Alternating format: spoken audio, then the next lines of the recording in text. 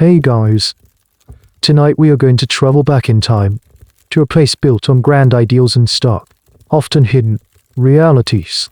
We're heading behind the Iron Curtain, not to talk about spies or nuclear standoffs, but about something far more personal, more human, and, in its own way, far more taboo. We're going to explore what sex, love, and intimacy were really like in the Soviet Union. It's a world where the state officially declared sex didn't exist, which is a pretty bold claim for a country of nearly 300 million people. This is a journey into the quiet corners of life, into shared kitchens, unwhispered secrets. So, before you get comfortable, take a moment to like the video and subscribe, but only if you genuinely enjoy what I do here. And as always, I'd love to know where you're listening from tonight. Drop your city and the time in the comments below. It's always a quiet thrill to see how far these stories travel. Now dim the lights. Maybe turn on a fan for that soft background hum. And let's seize into tonight's journey together. Imagine you're standing on a bustling city square. It's the 1922. The air smells of damp coal smoke, metal, and an almost electric sense of possibility. The old world of the Tsars has been swept away in a tide of revolution. And you are one of the architects of the new one. Red banners, emblazoned with hammers and sickles, hang from every building, snapping in the cold wind. Loudspeakers, a marvel of modern technology, crackle with revolutionary songs and impassioned speeches about building a worker's paradise. This new world comes with a set of breathtaking promises, especially for women. You hear the words everywhere: osvobodius, sench in the liberation of women. The old ways, the bourgeois traditions that chained women to the cock, HNYA, the kitchen and the church, are declared dead. In the early, heady days of the Soviet Union, the laws change with dizzying speed. You are told that marriage is no longer a sacred pact but a simple registration. Divorce is made easy, almost trivial, for a brief, radical moment. Abortion is legalized, a first in the world. The state is promising to take over the burdens of domestic life with communal canteens, laundries, and childcare centers. The goal to free you, the new Soviet woman, to become an equal participant in society: a doctor, an engineer, a factory worker, a pilot. It all sounds incredibly progressive, a true utopia in the making. But as you navigate this new world, you start to notice something strange. While your role in the public sphere is expanding, your private world is meant to shrink. The very concept of romantic love, of passionate, individual desire, is treated with suspicion. It's seen as a relic of the decadent past, a selfish distraction from the monumental task of building communism. The energy you might pour into a relationship is energy that should be dedicated to the collector, to the state. This is the central, jarring paradox you must live with. You are to be liberated, but not for your own pleasure. You are to be equal, but your emotions are to be standardized. The body, your body, is refined. It is no longer a source of private intimacy or pleasure, but a tool for the state, a productive unit for labor and a reproductive vessel for creating new Soviet citizens. The official ideology promotes a kind of sanitized, desexualized existence. Think of the posters and statues from this era: strong, healthy, determined figures, their bodies clad in practical, often unisex, work clothes. They are depicted marching, building, harvesting. They are comrades, partners in labor, but rarely lovers. This official puritanism trickles down into everyday life. A new kind of social policing emerges: holding hands too long in public, a lingering kiss. These are suddenly seen as improper. As bourgeois individualism, a zealous member of the Komsomol, the Communist Youth League, might approach you and your partner on a park bench and deliver a stern lecture on proletarian modesty. Love is supposed to be rational, comradely, and secondary to your duty. The most radical early proponent of sexual liberation, Alexandre Kollontai, who famously argued that intimacy should be as simple as drinking a glass of water, was quickly condemned by Lenin himself. Her ideas were deemed a dangerous destruction. Historians are still debating the true motive behind this wave of Puritanism. Was it a genuine, if misguided, ideological belief that personal desire corrupted the revolutionary spirit, or was it a deeply pragmatic, even cynical, move by the state by minimizing the importance of the private family unit and romantic bonds? The state could ensure the individual's primary loyalty was to the collective. If your greatest love is the revolution, you are easier to manage, to mobilize, to control. Was the goal truly to liberate you from the kitchen? Or was it simply to free up another pair of hands for the factory floor as you stand there, on that revolutionary square? The promises are grand and loud, but the unwritten rules, the ones about your heart and your body, are whispered, and they are far more complicated. The utopia is being built, but you're beginning to suspect it might not have a bedroom. The promise of a world without bedrooms solidifies into a clear and relentless project, the creation of a new kind of human. You see it everywhere, this blueprint for the ideal citizen. He is the new Soviet man. You read about him in the Pravda newspaper. You see his chiseled, optimistic face staring out from countless posters, and you hear his virtues praised in factory meetings. He is strong, healthy, and educated, but his knowledge is strictly in service of the state. He is rational, and his emotions are disciplined, channeled away from messy personal entanglements and towards productive, collective goals. He feels joy when the 5-year plan exceeds its targets, and his greatest love is for the party and comrade Stalin. He is, in essence, a public being. His private self, with its selfish whims and irrational desires, has been surgically removed. And you, as the new Soviet woman, are his perfect counterpart. You are not his delicate flower or the object of his chivalrous protection. That's all bourgeois nonsense. You are his comrade, his equal in the struggle. The iconic statue, Worker and Co. KHOZ woman, captures this perfectly. A man and a woman, side by side, striding forward, their faces filled with grim determination. He holds a hammer, she a sickle. They are united not in a romantic embrace, but in their shared purpose and their tools of labor. This is the ideal relationship presented to you, a partnership of production.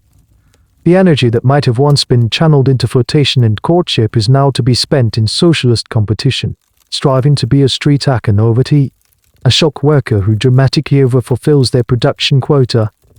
This new ideal reshapes your very appearance. You walk past a shop window, and the reflection that looks back at you is starkly different from the images you might have seen in a pre-revolutionary magazine.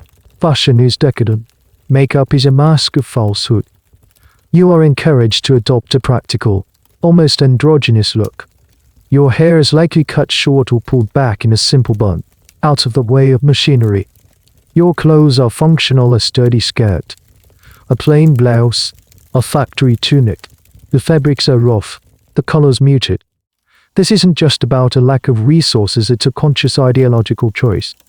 To care too much about your appearance is to signal a preoccupation with the self, a failure to subordinate your vanity to the collective will. Of course, human nature is a stubborn thing. A tiny, unspoken rebellion might be a touch of beet juice rubbed onto your cheeks for a faint blush, or a precious, secretly treasured scarf. But these are small acts of defiance in a world that demands conformity. The societal pressure is immense and formalized. At comsomol meetings, the personal lives of members are fair game for public discussion and critique. A comrade might be called out for philistinism, Meshchan's TV, or a damning accusation that covers everything from owning a pretty teacup to being overly sentimental in a letter to a loved one. You learn to perform the role of the new Soviet person, to keep your inner world hidden behind a mask of stoic dedication. This grand social experiment aimed to transform the very fabric of daily life, what the Russians call BYT. The old BYT was seen as the swamp of the past, individualistic, chaotic, built around the private family and its selfish concerns. The new, socialist BYT was to be organized, collective, and transparent. The goal was to make everything public, from eating in communal canteens to raising children in state nurseries. If there are no private spaces, the thinking goes, then private, un-Soviet thoughts and feelings will have no place to grow. This is where the historical debate still rages.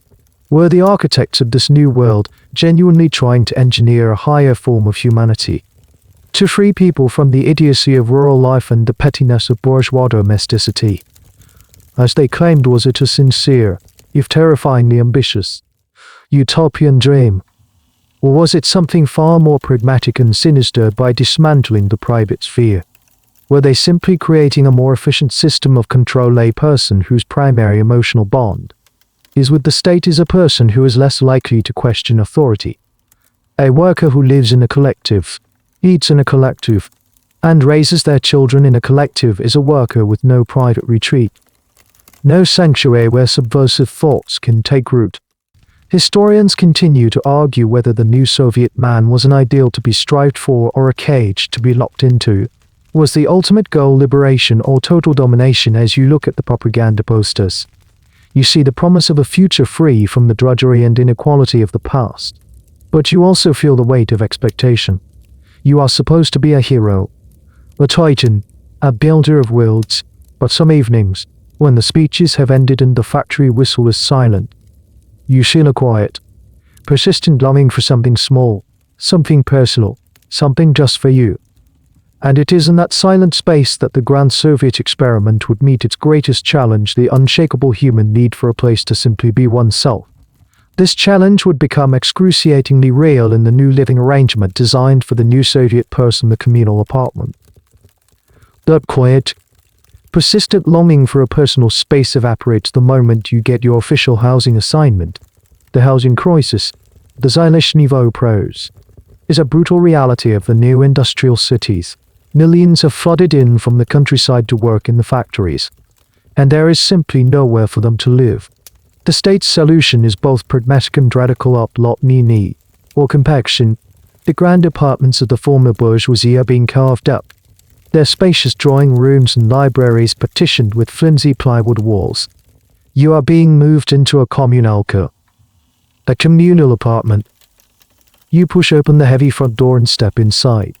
The air is thick with the ghosts of 1,000 cabbage soups, cheap tobacco, and damp laundry. A long, dim corridor stretches out before you, a gauntlet of human lives. Along the walls are 5, maybe 6, different doors, each leading to a room that houses an entire family. Next to the main entrance, you see a confusing array of doorbells, one for each family, a small clue to the complex social web you're about to enter. Your assigned room is at the far end. It's not large, perhaps big enough for a bed, a small table, and a wardrobe. This single room will be your entire world: your bedroom, your living room, your study. This is your family's private space. But it's the spaces outside this room that will define your life. There is one kitchen, and in this kitchen, 5 families must cook their meals. You see a long table, scarred with knife marks, and a single, enormous gas stove with several burners. Here, a silent, ferocious war is waged daily. You quickly learn the unwritten rules. Every family has their own small patch of the table, their designated burner, using someone else's as a declaration of hostilities. You will learn to cook with one eye on your borscht and the other on your neighbor, who you suspect is using a little too much of the shared salt. There is one bathroom. A schedule, addressed, is often pinned to the door. A handwritten treaty allocating precious 15-minute slots in the morning. If someone's child is sick, if someone oversleeps, the entire system collapses into a series of frantic, desperate knocks and muffled arguments through the door. Privacy is a luxury that no one can afford. The people you share this space with are not your friends or your chosen family. They are a random cross-section of Soviet society, thrown together by bureaucratic decree. There's the old babushka in the room next to yours, who still quietly crosses herself when she thinks no one is looking. There's the zealous Komsomol member across the hall, who makes a point of reading Pravda aloud in the kitchen and watches everyone with an unavingum cheerful sense of duty. There's a young couple with a baby whose cries become the soundtrack to your nights. You are bound to these people, tethered by a shared stove and a single toilet. This is where you discover one of the most peculiar and telling details of this life, the personal light bulb. In the hallway or the kitchen, you might notice that the light fixture is often empty. That's because electricity is a shared expense, and light bulbs are a valuable commodity. When a family needs to use the hallway, they will screw in their light bulb. When they are finished, they will unscrew it and take it back to their room. It's a small, deeply symbolic act. In a world that preaches the collective, the individual's instinct is to hoard their tiny piece of light. It's a perfect, almost heartbreaking, metaphor for life in the kommunalka, a forced, inefficient collectivism that breeds a fierce, petty individualism. Historians still debate the true nature of the kommunalka. Was it purely a desperate, practical measure to solve an intractable housing crisis, or was it, as some have argued, an intentional instrument of social control? The state certainly benefited from this arrangement. In such close quarters, it was nearly impossible to maintain secrets. Everyone knew everyone else's business: who was visiting, what food they were eating, whether they were arguing with their spouse. The private family, that potential breeding ground for anti-Soviet sentiment, was effectively dissolved into the larger, more easily monitored collective of the apartment. Was this chaos by design, or simply by necessity?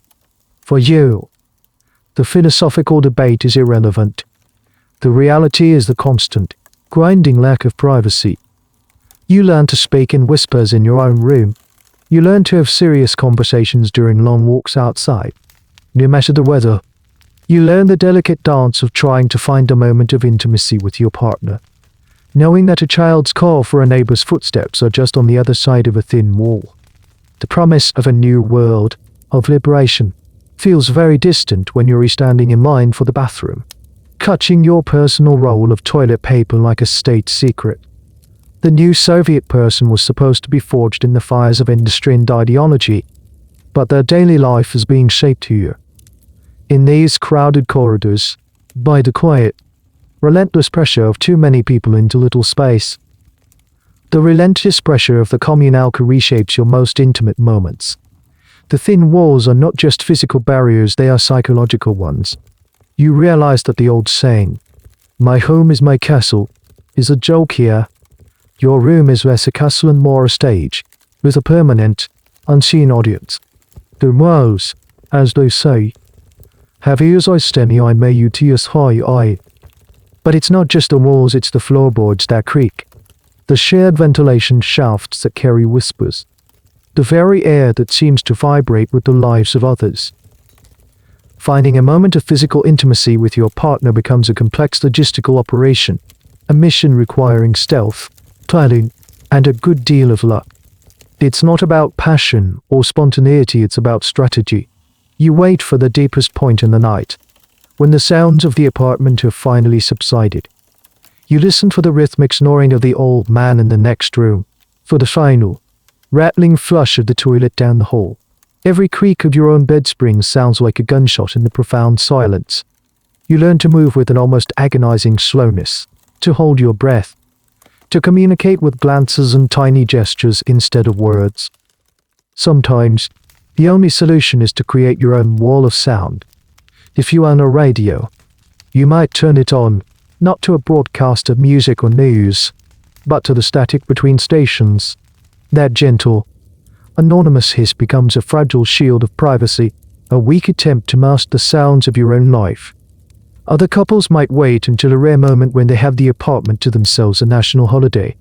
Perhaps when everyone else is at a parade or visiting relatives. These moments are precious, fleeting windows of opportunity, and the pressure to use them can be just as stressful as the lack of privacy itself. The psychological toll is immense. Intimacy, which should be a source of comfort and connection, becomes a source of anxiety, a performance fraught with the fear of being overheard, judged, or simply interrupted. This environment breeds a strange kind of social behavior. Because true privacy is impossible, a set of elaborate, unspoken rules of public privacy develops.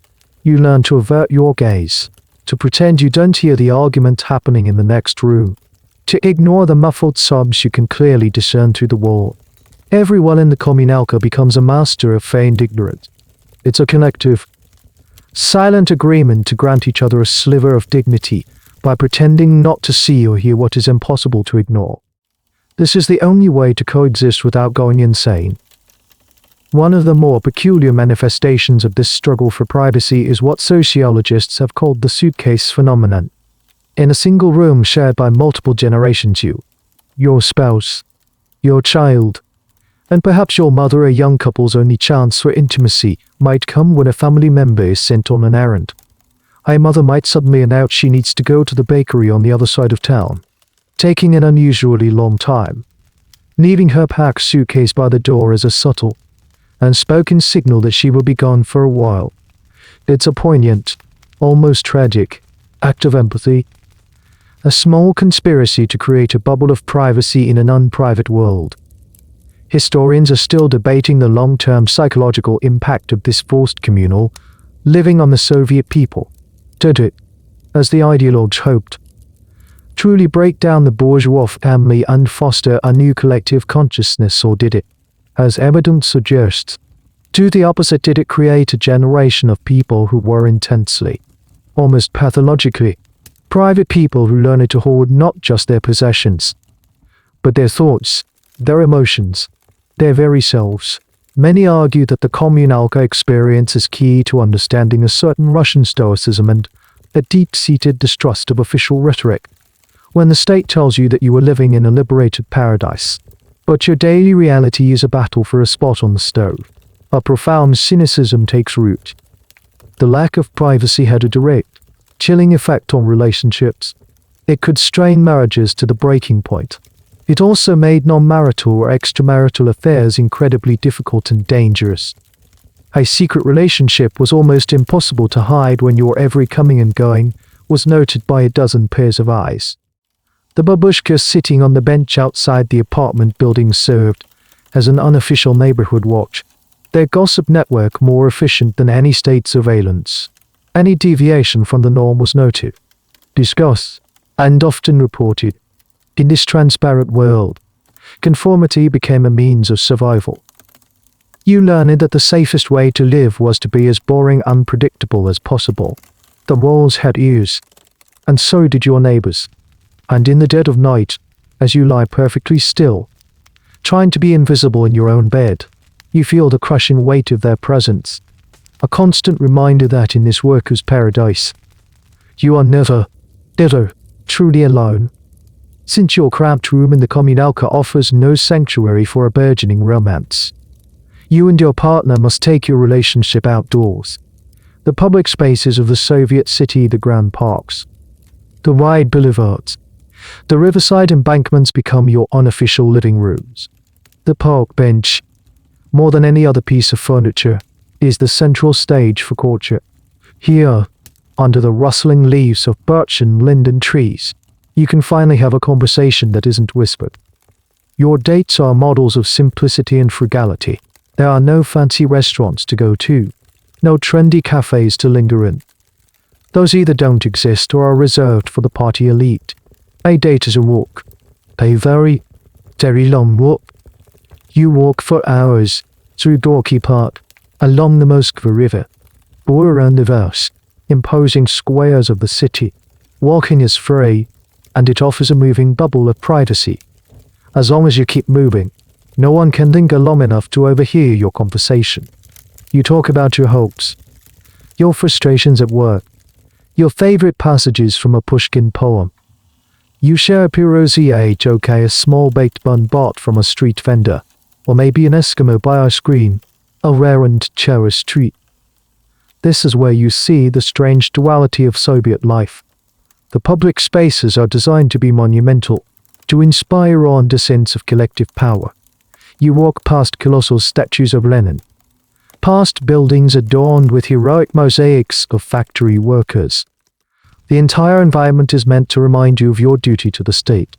And yet, amidst this grandeur, thousands of tiny, personal dramas are unfolding.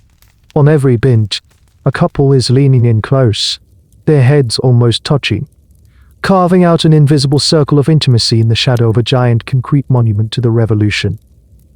The rules of courtship are modest and chaste. Public displays of affection are heavily frowned upon. A quick, furtive holding of hands is a daring act. A kiss on the cheek is scandalous. A kiss on the lips is reserved for the deepest shadows, away from the main pathways. This isn't just about social norms, it's about a genuine fear of public shaming.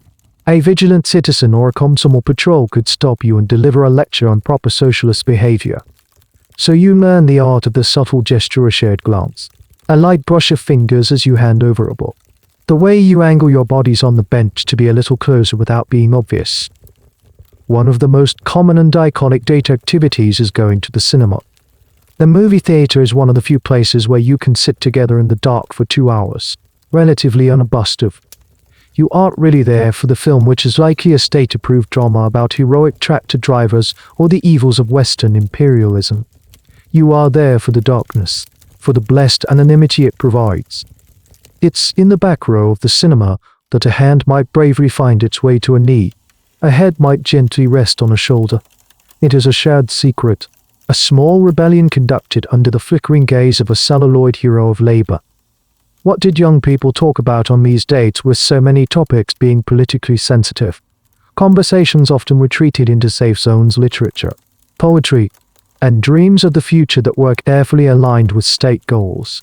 You might discuss becoming a great engineer to help build the Moscow metro, or a dedicated teacher to shape the next generation of communists. But beneath the surface of this approved script, you are trying to read the person next to you. Is he kind? Does she have a sense of humor? Is this someone you could imagine sharing a single, cramped room with for the rest of your life?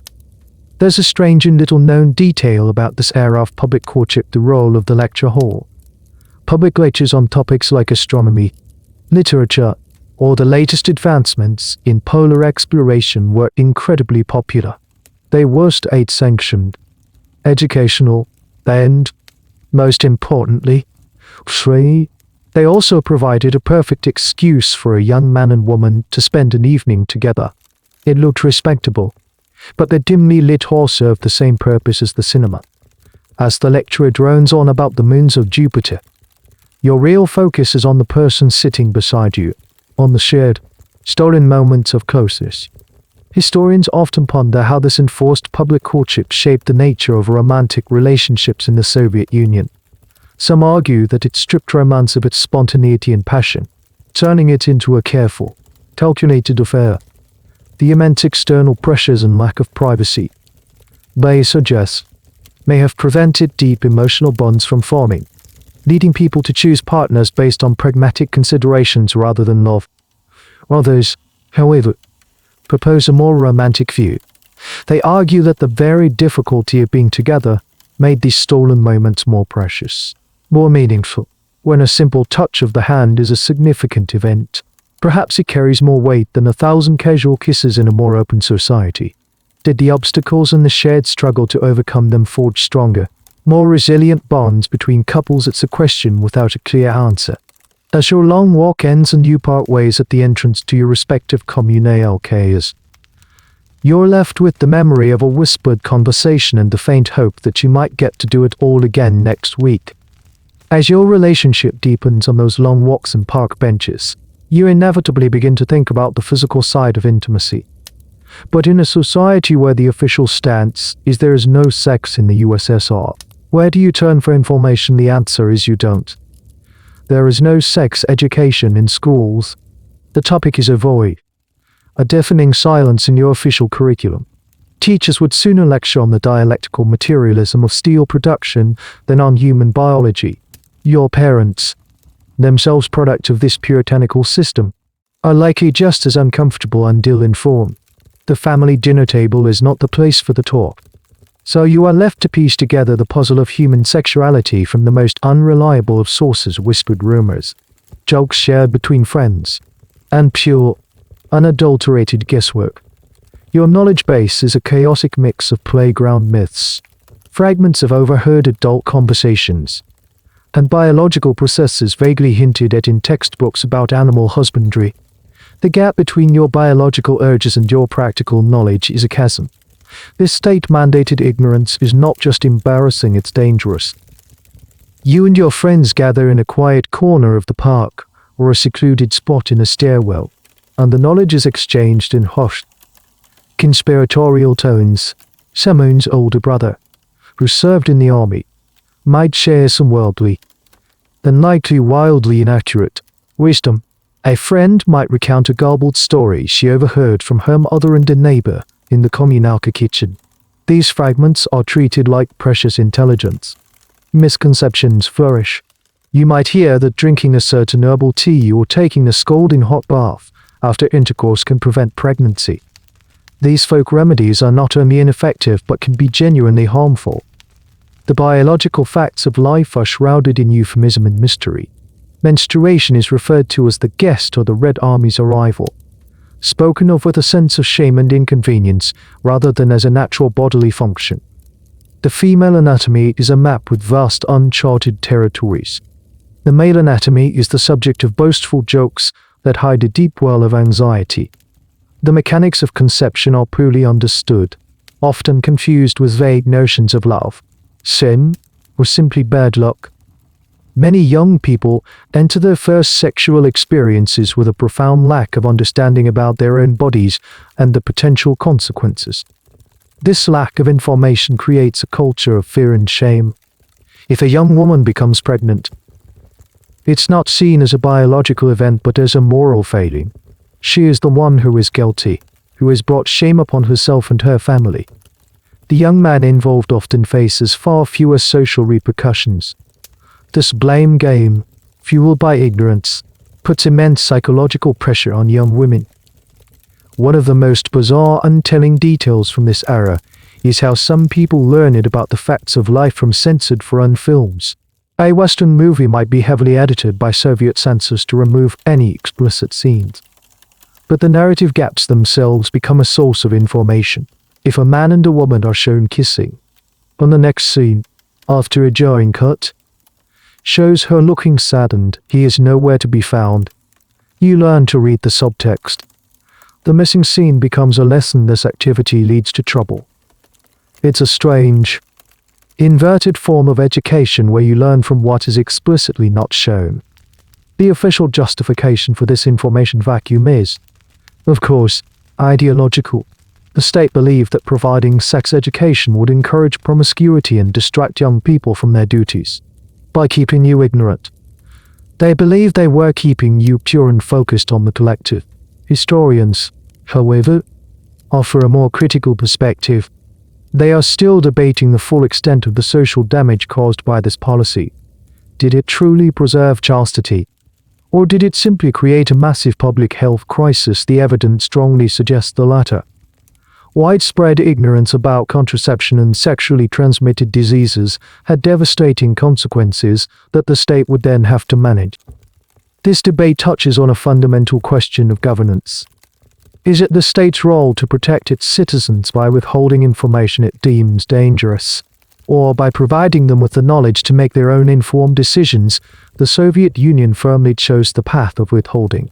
They believed they could engineer a more moral society by controlling the flow of information. But as you and your friends share your patchwork of myths and half-truths, you are living proof of the policy's failure. The state could control the school curriculum, but it couldn't control human curiosity or biology. The silence from the top did not eliminate the need for answers. It just forced you to find them in the most unreliable and dangerous of places. A reality that would become terrifyingly clear when you tried to find a way to be intimate without life-altering consequences. When the whispers in the park turn into a plan for actual intimacy, you are faced with a new and daunting challenge: contraception. In the West, the sexual revolution was fueled by the widespread availability of the birth control pill. In the Soviet Union, there is no pill. Hormonal contraception is virtually non-existent. A futuristic marvel you might read about in a smuggled-for-un magazine. Your options are grimly mechanical and shockingly scarce. You are on a quest for something known euphemistically as Izid Deli no mer de vie. Or rubber product number 2. Why number 2? This is one of those strange little details of Soviet life that speaks volumes. Rubber product number 1 was the gas mask. That tells you something about state priorities. The defense of the nation against chemical warfare was number 1. The defense of your personal life against unwanted pregnancy was a distant, almost grudging, number 2. So you embark on the humiliating journey to acquire a condom. You don't just walk into a pharmacy and ask for them. That would be an act of public shamelessness. Instead, you wait until the pharmacy is almost empty, perhaps late in the day.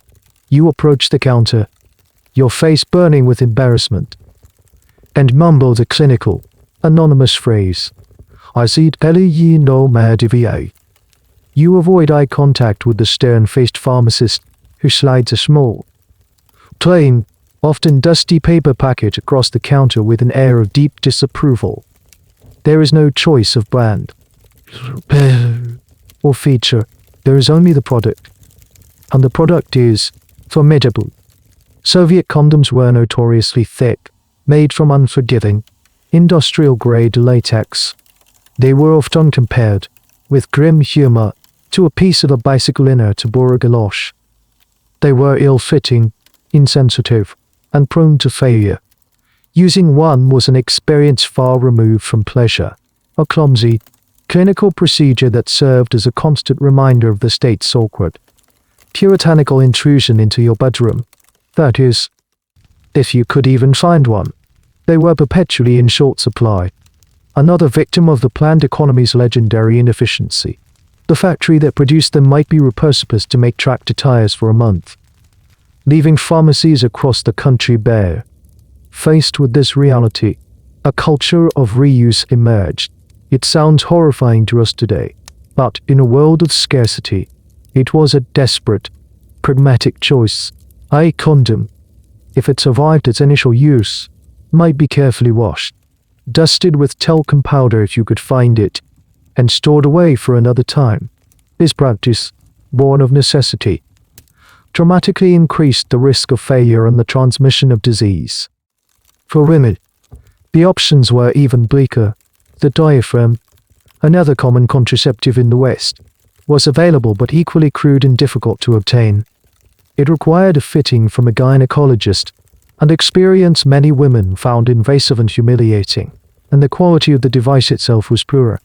Intrauterine devices IUDs were introduced later, but they were often crudely made and inserted in less than sterile conditions, leading to a high rate of infection and internal injury.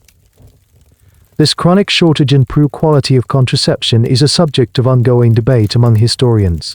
Was it simply another example of the planned economy's inability to meet consumer needs? The system that could launch Sputnik into space couldn't seem to manufacture a reliable condom. Or was there a more subtle, pro-natalist ideology at play? Some scholars argue that the state, while officially offering contraception, had little incentive to make it effective or widely available. A high birth rate was necessary to fuel the factories and the army. By making contraception difficult, the state passively encouraged larger families, placing the burden of this policy squarely on the shoulders of its female citizens. This theory gains weight when you consider the official narrative. The state celebrated motherhood as a woman's highest calling. A woman with many children was a mother heroine, awarded a medal and lauded in public. A woman actively trying not to have children was, in a subtle way, shirking her patriotic duty. So you are caught in a terrible bind. The state provides you with virtually no reliable means to control your fertility. But it is you, the woman, who will bear the full social and physical consequences of an unplanned pregnancy.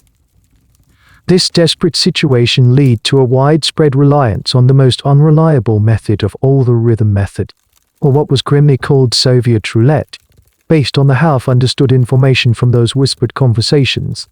You try to track your cycle, counting days and hoping for the best. It's a method that requires a level of biological knowledge that most people simply didn't have, and it failed with heartbreaking regularity.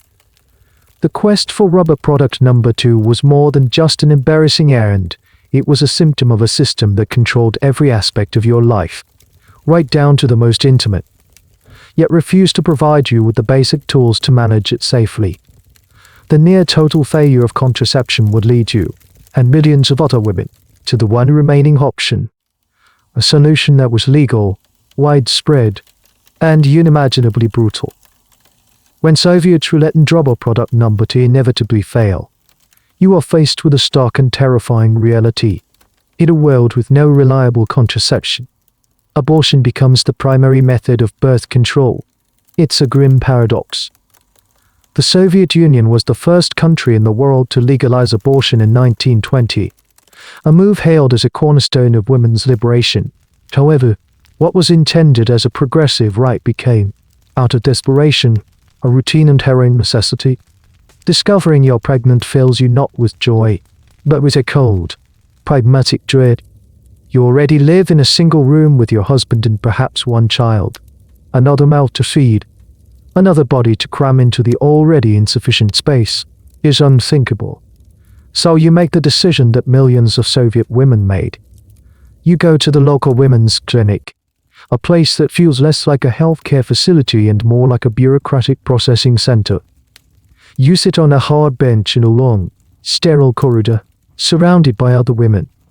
Their faces are blank, stoic masks of resignation. There is no hand-holding, no gentle counseling. You are just another number in a long line. When your name is finally called, you enter a small, cold room. The procedure is performed quickly, efficiently, and, most horrificously, almost always without anesthetic. The official medical reasoning was that anesthesia was too risky or too costly for such a common procedure. The unofficial message it sent was one of punishment. The pain was considered a deterrent, a physical consequence for your moral lapse. You lie on the table, gripping the sides, staring at a crack in the ceiling, and endure the agonizing procedure. It is a raw, physical trauma, one that is seared into your memory. Afterwards, you are told to rest for a short while and then sent home, often on public transport, to recover as best you can in your crowded kommunalka, with no privacy to process the physical and emotional pain. This experience is not a one-time tragedy. It is a recurring chapter in your life. It was not uncommon for a Soviet woman to have 5, 10, or even 15 abortions over the course of her reproductive years. It became a grim, cyclical part of life, the inevitable outcome of a system that offered no other viable options. The sheer number is staggering, and historians still grapple with the data. But it's widely accepted that for much of the Soviet period, the USSR had the highest abortion rate in the world. The physical toll of these repeated procedures was immense. The operations were often performed in less than ideal sanitary conditions, with instruments that were not always properly sterilized. Chronic inflammation, infection, and infertility were rampant. A procedure meant to prevent you from having a child you couldn't support could easily leave you unable to have a child when you finally wanted one. One of the most tragic and little-known aspects of this was the world of illegal, or underground, abortions. When Stalin, in a sudden reversal of policy, banned abortion in 1936 to boost the birth rate, the practice didn't stop. It just went underground. Women, desperate, would seek out a babka, an old woman who performed the procedure in her kitchen, often using crude, unsterilized tools like a knitting needle or a coat hanger. The risk of hemorrhage, infection, and death was astronomically high. This dark period lasted for 2 decades until abortion was re-legalized in 1955, after Stalin's death.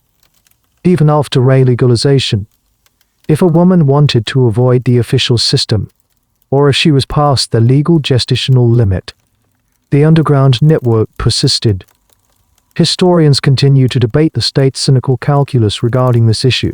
Why champion women's liberation on one hand, while subjecting them to this brutal reality on the other? Some argue it was a manifestation of the state's complete disregard for the individual's well-being.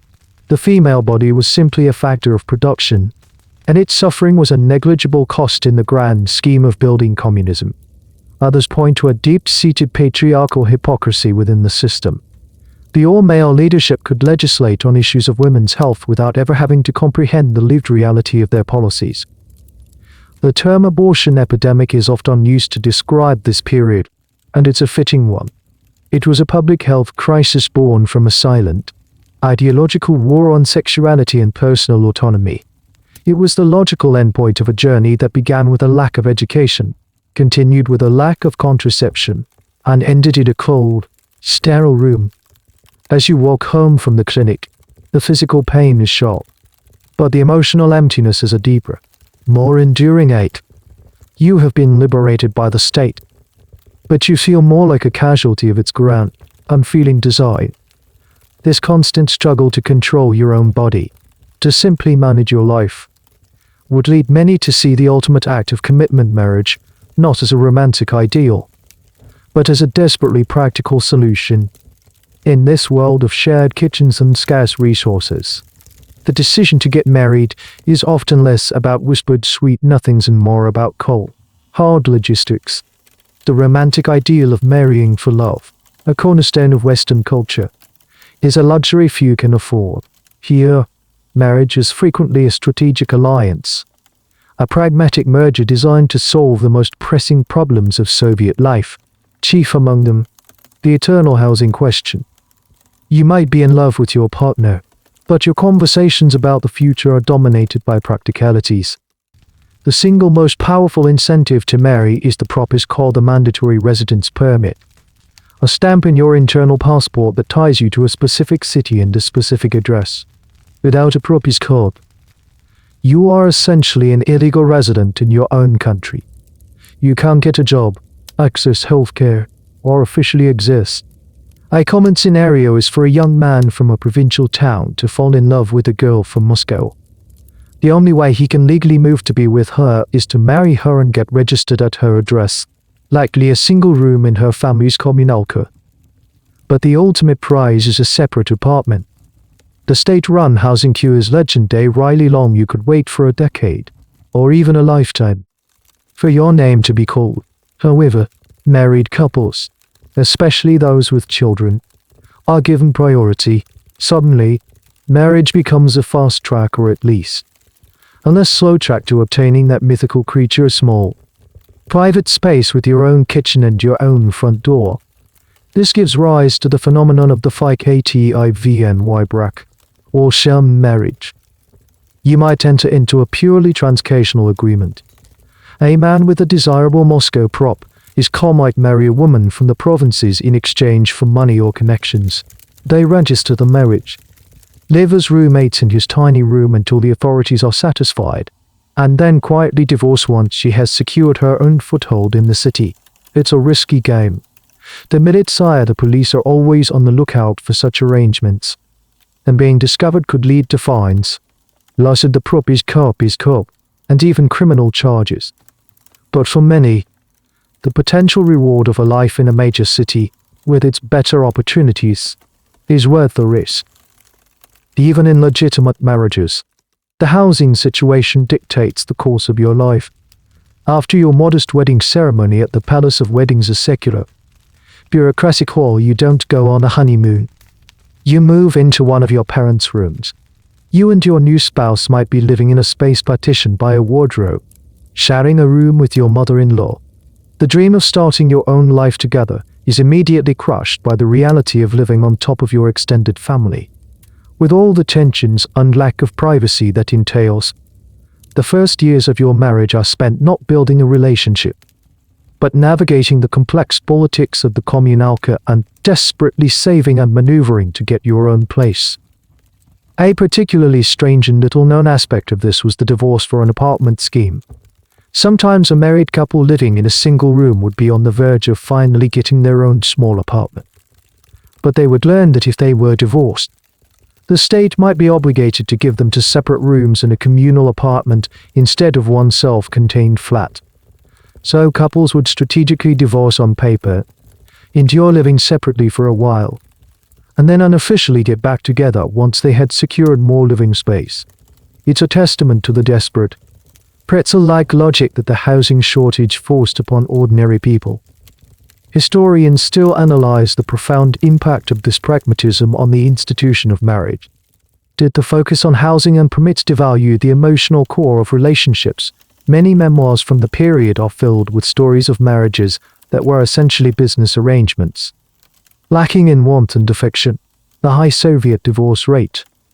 Once it became easier to obtain again after the Stalinist era, seems to support this. Once the practical goal, the apartment, the proper's goal was achieved, the lover's foundation of the marriage often crumbled. However, another school of thought argues that this shared struggle could also forge incredibly strong bonds. A couple that successfully navigates the bureaucratic maze, endures years of living with in-laws in a single room, and finally, triumphantly, gets the keys to their own tiny apartment has been through a war together. That shared experience, the us against the system mentality, could create a partnership of immense resilience and deep, unspoken understanding. Was the primary driver love or logistics in the Soviet Union? It was impossible to separate the two. They were woven together into the very fabric of your life, as you stand with your new spouse, smiling for the official photograph at the Palace of Weddings. You are both thinking the same thing: I love you. Now let's get on that housing list. You've won the prize. After years of waiting, you and your husband have your own apartment. It's small, probably on the outskirts of the city in a massive concrete panel building, but it's yours. For the first time, you have your own kitchen, your own bathroom, a door you can close. But the promise of liberation you felt on your wedding day quickly collides with a new, grinding reality. As a Soviet woman, you have been granted the privilege of a double burden, or what Russians call the dvoynaye nagoyuznik. Your day starts before sunrise. You have to get the kids ready, make breakfast, and tidy the apartment before you leave for your full-time job. You are a doctor, an engineer, a teacher, or a factory worker. The state has freed you to contribute to the socialist economy. And your labor is not optional. You commute on a crowded bus or metro, work a full 8-hour day, often in demanding conditions, expected to perform with the same dedication and productivity as your male comrades.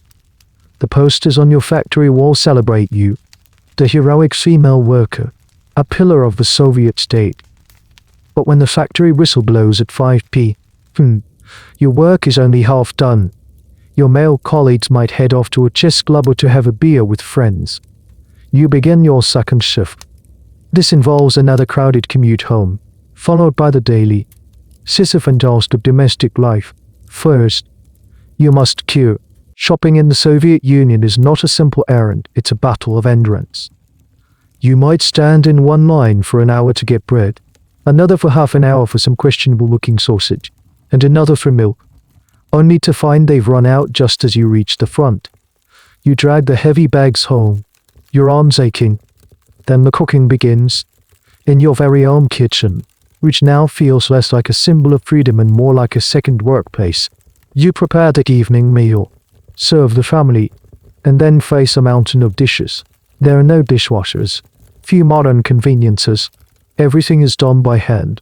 Then there's the laundry, the mending of clothes, helping the children with their homework, and preparing their clothes for the next day. You finally fall into bed, exhausted, long after everyone else is asleep, only to wake up a few hours later and start the entire cycle over again. This double burden was a direct consequence of the Soviet system's great hypocrisy. It pushed women into the workforce to fuel its industrial ambitions but failed to complete the revolution at home.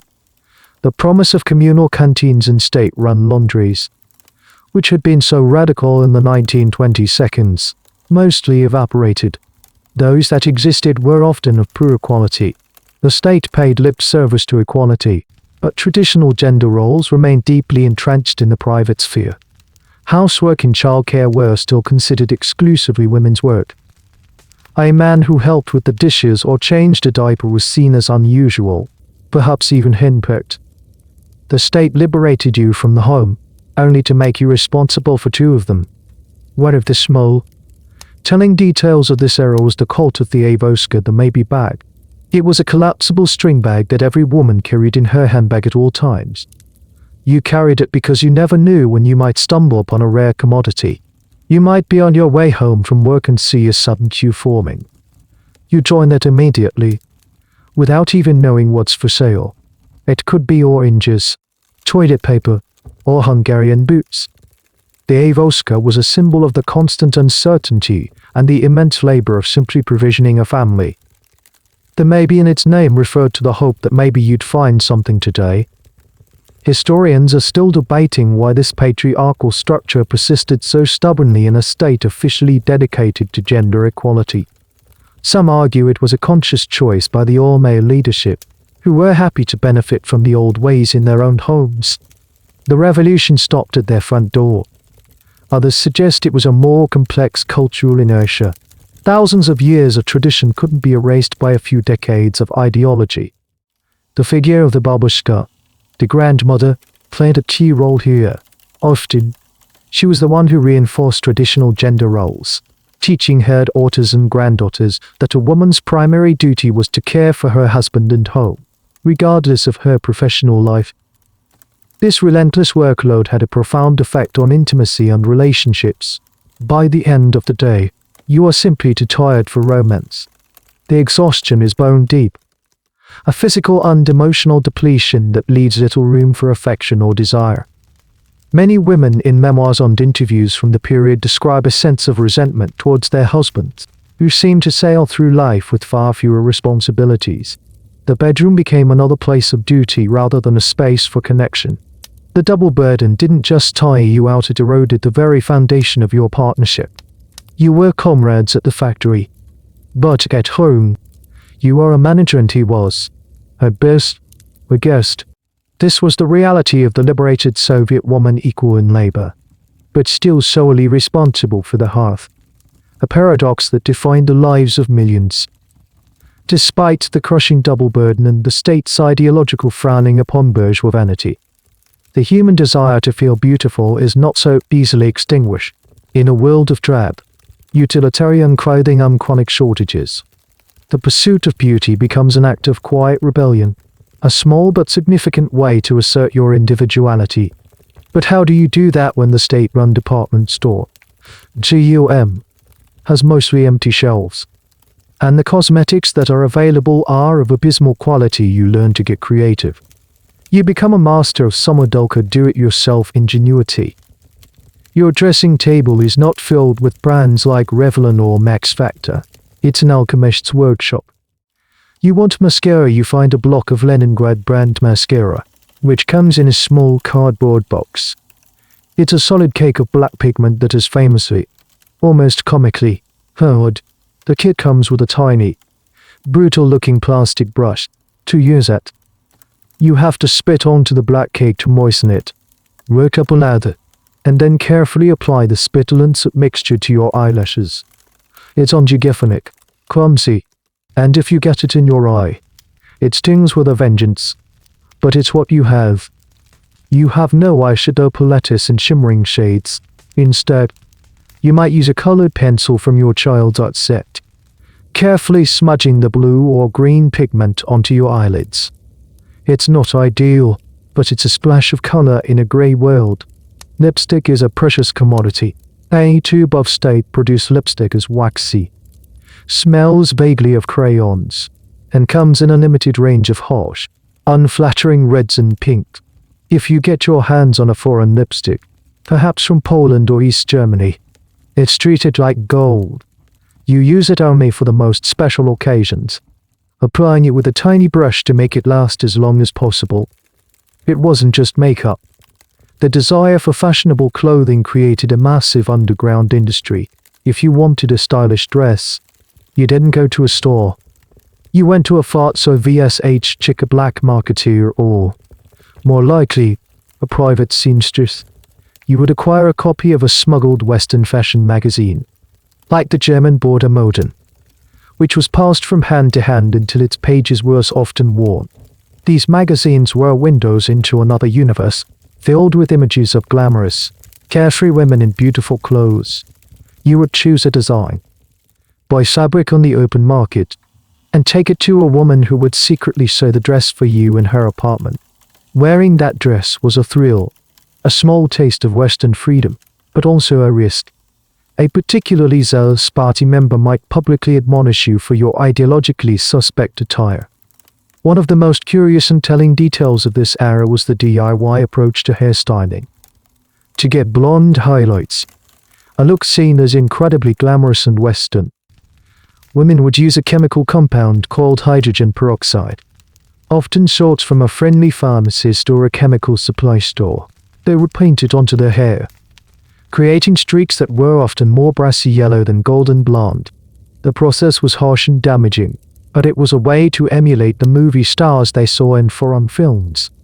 Another trick was to set your hair in curls using beer. You would wet your hair with flat beer, roll it into curlers, and let it dry. It created a stiff, long-lasting hold, though you had to endure the faint smell of a brewery for the rest of the day.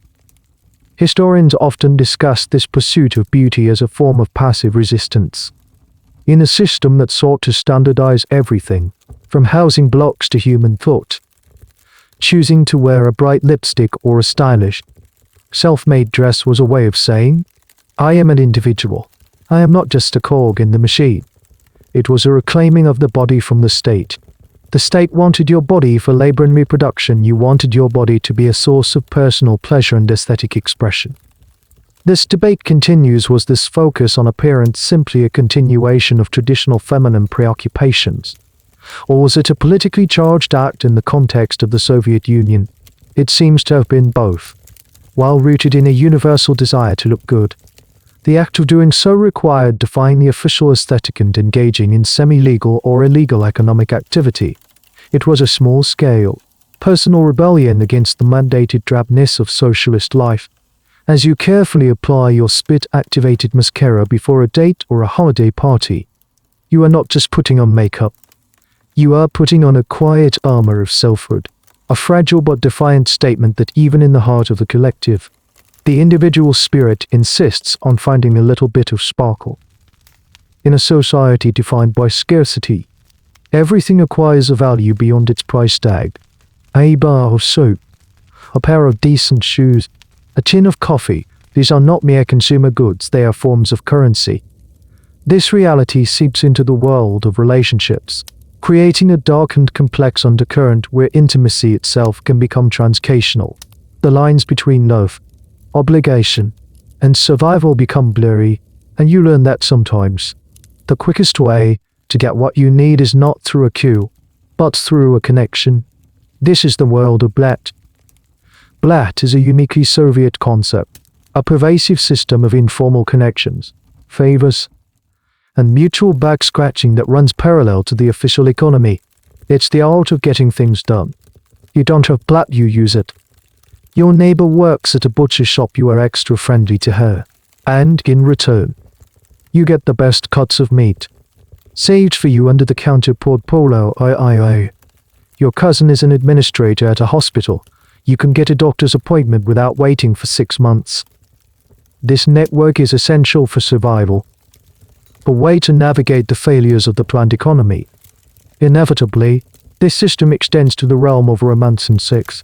In a world where men often hold the positions with access to scarce goods and services, women can find themselves in a position of unequal power. A relationship might begin, or continue, based on what a partner can provide. It's not usually a crude, explicit exchange of sex for goods. It's far more subtle, a dance of unspoken understanding. You might be dating the manager of a warehouse. Your dates are wonderful. He brings you flowers, a rare luxury.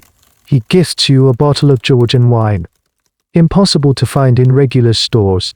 He secures you a pair of fashionable Yugoslavian boots that make you the envy of all your friends. You enjoy his company. Perhaps you even love him. But, in the back of your mind, there's a quiet, nagging awareness: is this a relationship? Or is it an arrangement? If he were a simple factory worker with nothing to offer but his salary, would you still be with him? This transactional nature becomes more pronounced when it involves figures of authority. A university professor might imply that a female student's grades could improve if she were more accommodating. A factory foreman might offer a woman a less strenuous job or a better shift in exchange for her attention. This is a quiet, insidious form of exploitation. one that is almost impossible to prove or fight against. In a system where the party official is always right, who would believe a woman's word against his? There is no meter movement here. There is only the grim, pragmatic calculation of costs and benefits. Refusing his advances could mean losing your job, your place at university, or your spot on the housing list. One of the most sordid, yet widely acknowledged, forms of this was the phenomenon of the risorgio menscuro RTNY Roman. A woman might go on a state-sponsored vacation to a sanatorium in Sochi or Yalta on the Black Sea. These trips were one of the few perks available to ordinary citizens. There, she might meet a man, often a party official or a well-connected professional, who is also on vacation. They had a brief, intense affair. For him, it's a holiday fling. For her, it might be more strategic. He might promise to use his blat to help her get a better job back in her home city, or to get her son into a good school. The romance is a short-term investment for a long-term gain. Historians struggle with this topic because it exists in the realm of whispers and anecdotal evidence.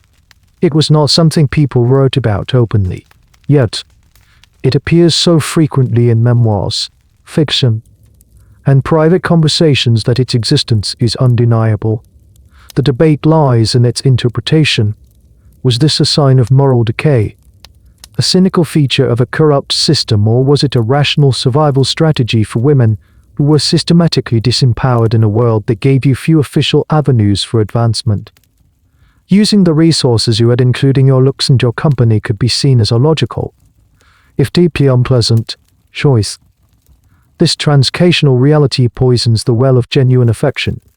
It creates a pervasive atmosphere of suspicion. A man with access might wonder, does she like me for me, or for what I can get her? A woman might question her own motives. Am I with him because I love him, or because life is just easier this way? It introduces a layer of calculation into the most personal of interactions. This is the ultimate corrosion of the new Soviet man ideal. The state preached a future free from bourgeois materialism, where relationships would be based on pure, comradely love. But the state's own failures, the constant shortages, the inequality of access created a society where a person's worth and their romantic prospects were often measured by what they could procure.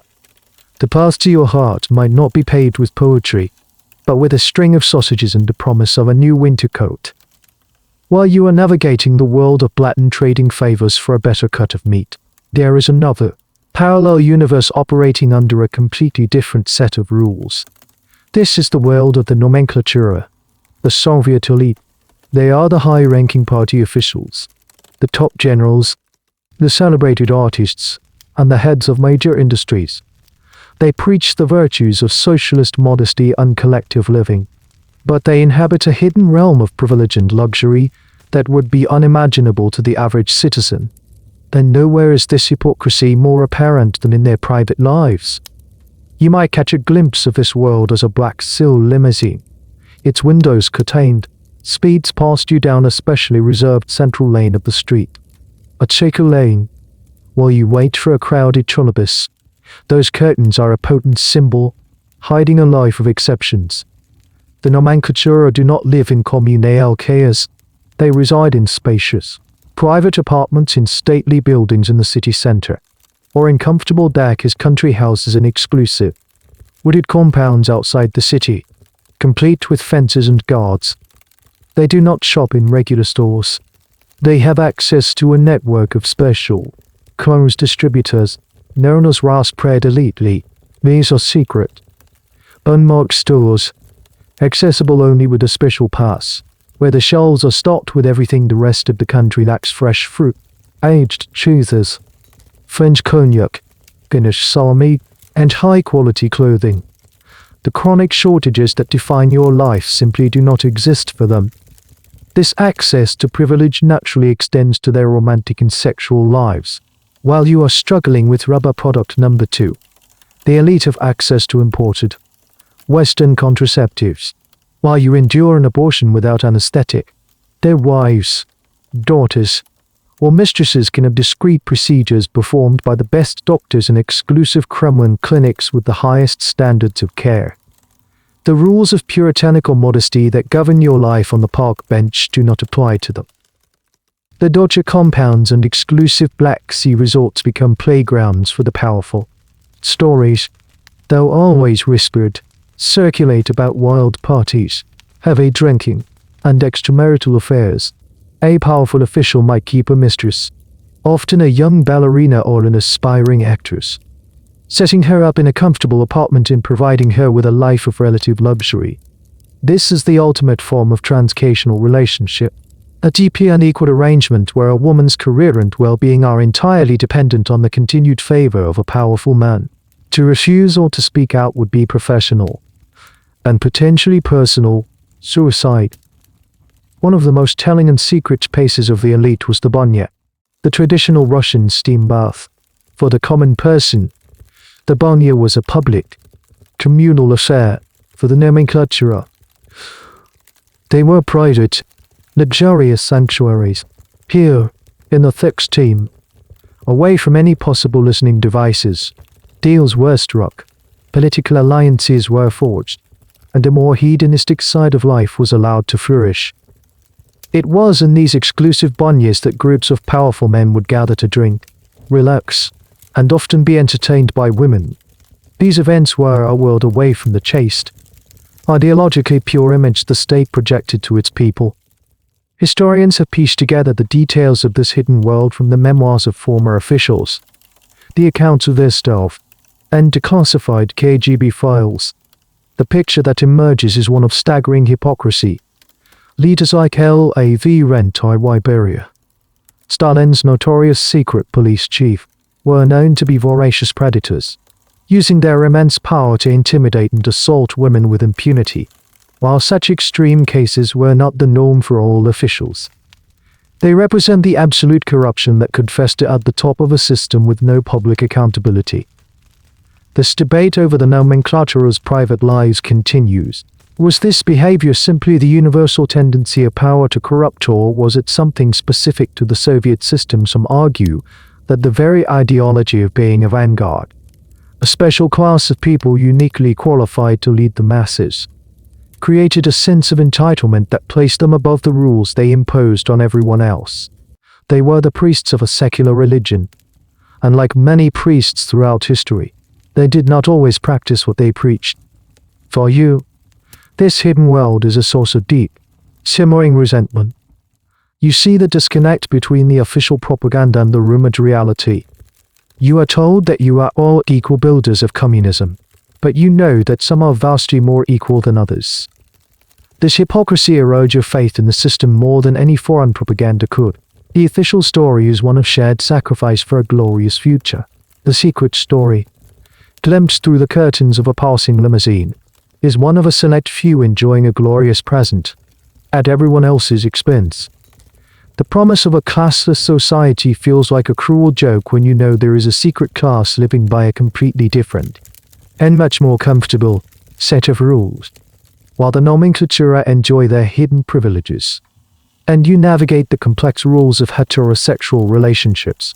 There is another group of people whose very existence is denied, erased, and criminalized. For queer people in the Soviet Union, there is no public space, no park bench, no shared language of courtship. There is only secrecy, fear, and the constant threat of the state's most brutal interference.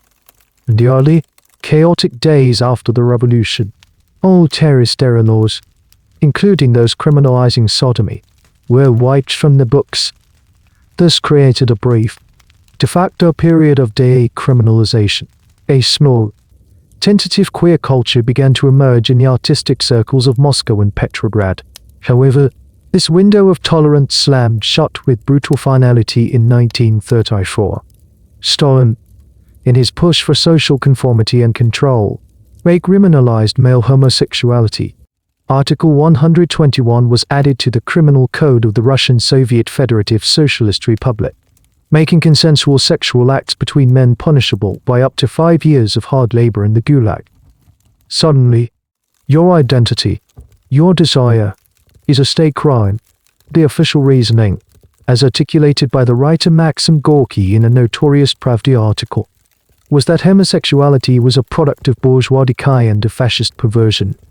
The propaganda machine painted a picture of a healthy, robust, and exclusively heterosexual socialist society. Queerness was framed not as a natural variation of human desire, but as an alien contagion, a form of ideological sabotage imported from the decadent West. Life becomes a constant act of concealment. You learn to live a double life, to police your every gesture, your tone of voice, your friendships. An overly close bond with a same-sex friend can be grounds for suspicion. You cannot confide in your family, your co-workers, or even most of your friends. The fear of being reported by a neighbor, a colleague, or even a family member is ever present. The state encourages this vigilance, a denunciation is seen as a citizen's patriotic duty. So where do you find connection? How do you meet others like you in a world that denies your existence? You develop a secret geography. A map of clandestine meeting spots known only to the initiated. It might be a particular public restroom, a specific bench in a remote part of a park, or the area around a certain monument after dark. These places are fraught with danger. They are not safe havens, but hunting grounds. The military and KGB agents often use these spots for entrapment, sending plainclothes officers to pose as cruisers to arrest unsuspecting men. To approach a stranger is to take a terrifying risk. You learn to communicate in a coded language of glances, a subtle sign system that can be easily denied if you misread the situation. Interestingly, the law specifically targeted men. Lesbianism was not explicitly criminalized. This wasn't due to any sense of tolerance, but rather a manifestation of the state's deep-seated misogyny. The architects of the law simply couldn't conceive of a sexual relationship that didn't involve a man. Female sexuality was seen as passive and responsive, and the idea of two women being together was considered more of a misguided, sentimental phase than a serious sexual threat to the state. While they were not targeted for prosecution in the same way as men, lesbians faced immense social pressure to marry and have children, and lived under the same suffocating cloud of invisibility and shame. One of the little-known tragedies of this era was the use of Article 121 as a political tool. The accusation of homosexuality was a convenient and powerful weapon to silence dissidents or rivals. If the state wanted to remove a troublesome artist, an academic with un-Soviet ideas, or a political opponent, they could fabricate a charge under Article 121. The social stigma was so immense that the accusation alone was enough to destroy a person's life and career, even if it never went to trial. Historians are still trying to reconstruct the hidden history of queer life in the Soviet Union. It's a history that was systematically erased, with records destroyed and voices silenced. The debate continues about the true motivations behind Article 121. Was it a purely ideological move? A way to enforce a rigid vision of the new Soviet man? Was it a tool for social terror? Another way to keep the population in a state of fear and mutual suspicion? Or was it, as some had argued, rooted in Stalin's own personal homophobia and paranoia? For you, living this life, the academic debate is meaningless. The reality is a daily experience of fear. You cannot love openly. You cannot build a life with a partner. You live with the constant, dying anxiety that one wrong move, one misinterpreted glance, could lead to a knock on the door in the middle of the night. It is the most extreme form of the Soviet invasion of the private sphere. The state has not just entered your bedroom, it has outlawed what you do there. And in doing so, it has attempted to outlaw a fundamental part of who you are. The promise of a utopian society of equals rings with a particularly bitter irony when your very identity is a crime against the state. While real life is a messy tangle of kommunalka politics, secret desires, and transcational relationships, the state offers you a constant, idealized vision of what love should be. You find it everywhere in the official culture, in the movies you watch, the novels you're encouraged to read, and the songs you hear on the radio. This is the blueprint for socialist realist love. The only kind of romance that is permissible, celebrated, and safe. You go to the cinema to watch a new film from Moss Film Studios. The story is predictable, but comforting in its familiarity. The heroine is a bright-eyed, dedicated milkmaid named Tonya or a brilliant, no-nonsense engineer named Olga. The hero is a handsome, muscular-attracted driver named Ivan or a stoic, hard-working steelworker named Dmitri. They don't meet at a frivolous party or a decadent nightclub. They meet at work. Their first encounter is often one of friendly competition whose brigade can harvest more wheat, who can smelt more steel. This is called production romance. Their courtship is not a whirlwind of passion. It's a slow, chaste, and deeply practical affair. Their dates consist of attending a factory meeting together, co-authoring an article for the workshop's wall newspaper, or studying blueprints for the new hydroelectric dam. Their conversations are about fulfilling production quotas, the genius of Comrade Stalin's latest plan, and their shared dream of contributing to the glorious future of communism. They might take a walk through a park, but they would admire the wilt-ended flower as a symbol of socialist order, not as a romantic backdrop. The physical expression of their love is incredibly restrained. A shared, meaningful look across a crowded factory floor is a major event. He might awkwardly give her a small bouquet of wildflowers. After a series of trials and tribulations, perhaps they must overcome a cynical, grumbling slacker in their work brigade or expose a saboteur trying to wreck a new piece of machinery. They finally declare their feelings. This usually involves a slightly clumsy, formal speech where the hero praises the heroine not for her beauty, but for her high moral character and her dedication to her work. They might share a brief, almost static kiss. The film often ends here, with the happy couple striding off towards the future, not into a bedroom, but towards the new construction site, their love now fully integrated into their shared labor for the state. The message is clear and unambiguous. True love is a partnership in productivity. It is rational, purposeful, and its ultimate goal is to make you a better worker and a better communist. Passionate, all-consuming love, the kind you read about in bourgeois novels like Anna Karenina, is portrayed as dangerous, selfish, and destructive. It is an individualistic indulgence that distracts from one's duty to the collective. A particularly telling trope in these stories is the re-education of a character. A story might feature a slightly frivolous girl who is initially interested in fashion and dancing. Through the influence of a virtuous, hard-working consummate hero, she learns the error of her ways. She trades her stylish dress for a practical work uniform and finds true happiness and true love not on the dance floor, but at the lathe. The story is a parable. Personal desire must be subordinated and corrected to align with the needs of the state. Historians are still debating the effectiveness of this cultural programming. Did people actually believe in this sanitized, production-focused version of love, or did they view it as a kind of bland, official fairy tale, completely disconnected from their lived realities? The evidence suggests a bit of both. On one hand, for young people raised entirely within the Soviet system, this was the primary model of romance they were exposed to. It undoubtedly shaped their expectations and their language for love. The idea of a comrade-like partnership was a powerful one. On the other hand, there was a clear understanding that this was a performance. People could separate the official world of socialist realism from the real world of their own messy, complicated feelings.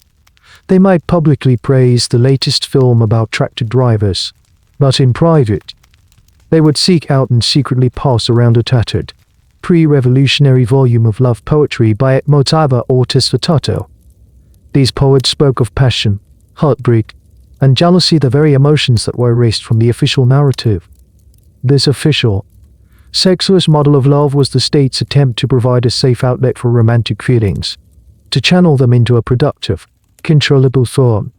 It was a way of acknowledging that love existed, but stripping it of its subversive potential by presenting you with this constant stream of heroic, hard-working, and deeply unromantic couples. The state was trying to write the script for your heart. They wanted you to fall in love with the 5-year plan, and to find a partner who would help you meet its quotas. The problem was, The human heart rarely follows a script, especially one written by a government committee. This sanitized, production-focused model of love you see in the movies wasn't the only vision of relationships ever offered by the revolution. In the first, chaotic years after 1917, a far more radical, and to the party, far more dangerous, set of ideas briefly flourished.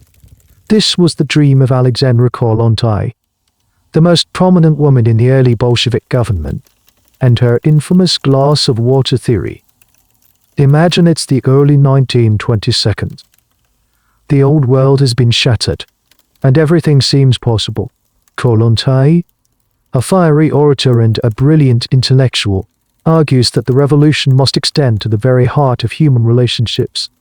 She declares that the traditional family, with its possessive monogamy and female subjugation, is a product of bourgeois property relations. In a true communist society, she argues, such a structure would be obsolete. This is where you first hear about the glass of water theory. The phrase, though likely an oversimplification of her complex ideas, catches on like wildfire. It suggests that in a communist future, satisfying one's sexual desires should be as simple and as inconsequential as drinking a glass of water to quench your thirst. It's a radical call to separate sex from emotional entanglement, from jealousy, and from the economic dependency of marriage. Kollontai envisioned a world of erotic friendship and successive unions, where individuals would be free to form connections based on mutual affection and desire, without the constraints of lifelong, state-sanctioned contracts. For a brief moment, these ideas create a storm of excitement and controversy. Young, idealistic members of the Komsomol are particularly taken with them. They see it as the ultimate expression of liberation. Why should the revolution stop at the factory gates? Why shouldn't it liberate them from the bourgeois emotions of jealousy and possessiveness? You might see groups of young people in cities like Moscow openly experimenting with communal living arrangements and free unions, trying to live out Kollontai's vision. However, the official party leadership, particularly Lenin, is horrified. They see these ideas not as liberation, but as a descent into chaos and debauchery. Lenin famously condemns the glass of water theory, calling it completely un-Marxist and, moreover, anti-social. He worries that this focus on sexual liberation is a dangerous distraction from the real, difficult work of building a socialist state. He fears it will lead to social instability, undermine labor discipline, and create a generation of young people more interested in their own pleasure than in the needs of the party. The backlash is swift and decisive. Kollontai is marginalized. Her ideas are officially denounced as a leftist deviation. The party begins a concerted campaign to promote a new, more conservative vision of the family. The very word family, SCMYO, which had been viewed with suspicion in the early years, is rehabilitated. The state now presents the stable, monogamous, child-rearing family as the essential cell of socialist society. It is no longer a bourgeois relic, but the foundation upon which the new world will be built. One of the more obscure, but telling, reasons for this reversal was the problem of social welfare. The explosion of free unions and easy divorces in the early 1920s led to a massive social crisis. Hordes of homeless, abandoned children, known as bespryzayonniki, roamed the cities. A generation of women were left pregnant and destitute by men who took the glass of water theory as a license for irresponsibility. The state, which had promised to provide social support, found itself completely overwhelmed. Reinstating the traditional family and making divorce more difficult was, in part, a pragmatic move to shift the burden of social responsibility from the overstretched state back onto private individuals. The debate among historians about this episode is fascinating. Was Kollontai a true visionary, a feminist prophet far ahead of her time, whose radical dream of sexual liberation was crushed by a reactionary and patriarchal party leadership, or was she a naive idealist whose theories, when put into practice, proved to be socially destructive and completely unworkable in the harsh reality of post-revolutionary Russia? Some scholars argue that the suppression of Kollontais' ideas was the moment the Soviet experiment turned its back on genuine social liberation, opting instead for a more conservative, controllable model of social organization. Others contend that the party had no choice. That Kollontais' vision, however appealing in theory, was a luxury the struggling new state could not afford. For you, living through this shift, the change is palpable. The brief, heady wind of sexual radicalism dies down, replaced by a cold draft of puritanical conformity. The open discussions about free love disappear, replaced by lectures on the virtues of proletarian modesty and the sanctity of the socialist family. The dream of a world without jealousy or possession is officially over. The state has decided that the revolution will, in fact, stop at the bedroom door. The glass of water has been taken off the table, and you are now expected to drink a lifetime supply of bland, state-sanctioned tea. After the brief, chaotic experiment with free love is shut down, the state swings hard in the other direction. The stable, lifelong marriage is now promoted as the bedrock of Soviet society. But what happens when that bedrock cracks? What happens when the strategic alliance for an apartment fails? Or when the double burden becomes unbearable? You discover that ending a marriage, which was once as simple as filing a postcard, has now become a difficult and humiliating public ordeal. In the mid-1930s, under Stalin, the laws are tightened dramatically. The goal is to fortify the family unit and discourage divorce. The administrative postcard divorce is abolished. Now, if you want to dissolve your marriage, you must go to court. And this isn't a private, discreet affair. It's a form of public shaming. You and your spouse must appear before a judge. But you are not the only ones in the room. Often, representatives from your workplace union or the local party committee are required to attend. They are there to act as guardians of the public interest, which, in this case, is the preservation of your marriage. The process begins with a mandatory reconciliation hearing. The judge, often a stern, older woman, will lecture you on your civic duty. She will ask intrusive, personal questions about your sex life, your finances, and your parenting. Have you tried hard enough? She'll ask. Think of the children. Think of your responsibility to the collective. Your dirty laundry is aired for all to see. Your spouse might accuse you of infidelity, of being a lazy housekeeper, or of not being a committed communist. You, in turn, might speak of his drinking, his neglect, his failure to help with the children. It is a painful, degrading spectacle designed to make you reconsider. The state is actively trying to guilt you into staying together. Even the fees are designed to be a deterrent. The cost of filing for divorce is made prohibitively expensive, sometimes amounting to several months' salary. This financial barrier alone is enough to keep many unhappy couples trapped in a loveless marriage. They simply cannot afford to separate. One of the most strange and bureaucratic hurdles introduced is the requirement to post a notice of your intention to divorce in a local newspaper. It's a small, almost hidden announcement, but it serves as a mark of public failure. It signals to your entire community, your neighbors, your co-workers, that you have failed in your duty to maintain a stable, socialist family. The stigma is immense. In a society that values conformity above all else, being a divorced person, especially a divorced woman, makes you an outsider. You might be passed over for a promotion at work, viewed with suspicion by your neighbors, and seen as a bad influence by the parents of your children's friends. Historians are still debating the real impact of these draconian divorce laws. On the surface, the divorce rate did plummet after they were introduced in the 1930s and 40s. The state could point to these statistics as proof that they had successfully strengthened the Soviet family. But did it actually make families happier or more stable? Many scholars argue that it simply created a society full of internal divorces. Couples continued to live together in their single room, hating each other in silence, trapped by law and public pressure. This created an environment of bitterness and resentment that was arguably more damaging to children than an actual separation would have been.